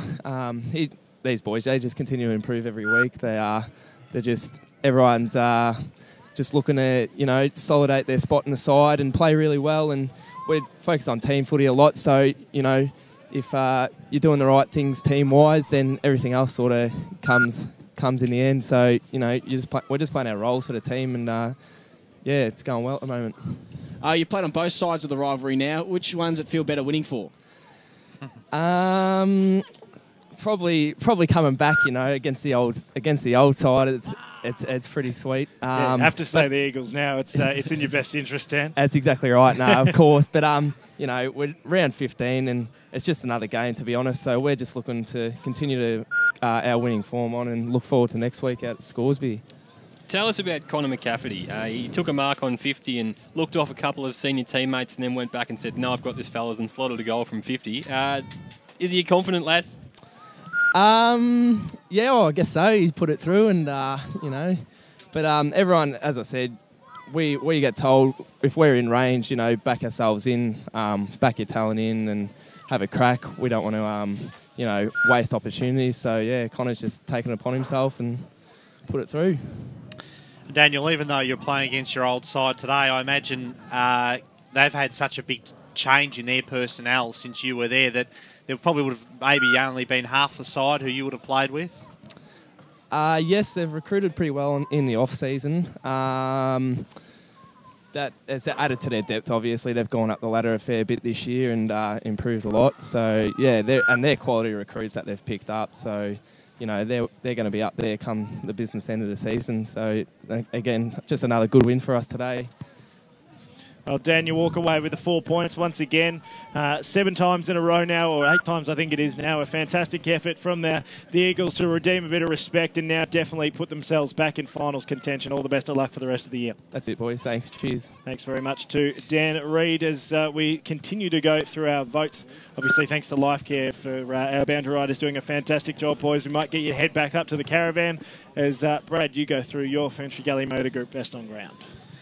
Well, I did sneak Jacob Castricum in for a vote. I thought he was outstanding in defence today. We heard Steve Cochran really singing his praises as well, and I thought he deserved to just sneak in there. Just pipped Xavier Barry Murphy in my votes, who I thought was outstanding all day.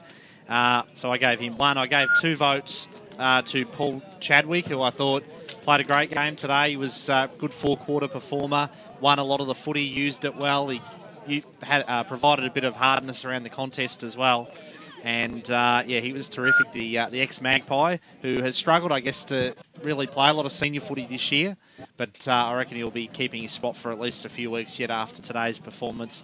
And I gave 3 votes to Dean Millhouse, who I thought, when the game was there to be won in that 3rd quarter, and really in that second half, he was the best man on the ground. He was absolutely unpassable down in defence, just reads the play so well. And he was fantastic, and must have been frustrating for Blackburn. Every time they got it forward, he was there to repel it. Their forays forward, I thought he was the best man on the ground. Not by a huge margin, but in the end, a pretty clear winner. Yeah, apologies to... I'll tell you what, we've spread out a fair bit. I think almost all the votes going in most different ways, but I have to give a couple of apologies to Cole Emily. I thought he was fantastic. Every time he got the ball, he was just all class. The 2 big guys, Staples and Wilcox, I thought were brilliant. Just Wilcox always gave that option up forward. For Blackburn, Dolan was dominant of the ruck for most of the afternoon. In the end, the votes, I went 1 to Andrew Preto. I thought he was fantastic for most of the first half. Kicked those 2 goals in the 3rd quarter, which at that stage of the game were sort of game-defining goals. It was still close. It was still hard-at-it football. And then all of a sudden it broke up within the space of 2 minutes. Obviously missed that one late in that 3rd term, which was pretty ugly. But I gave 2 votes to Sam McCauley. I thought with the importance of Justin Van Unen in this game, it was vital to possibly Blackburn winning the game. Unfortunately, it didn't work out.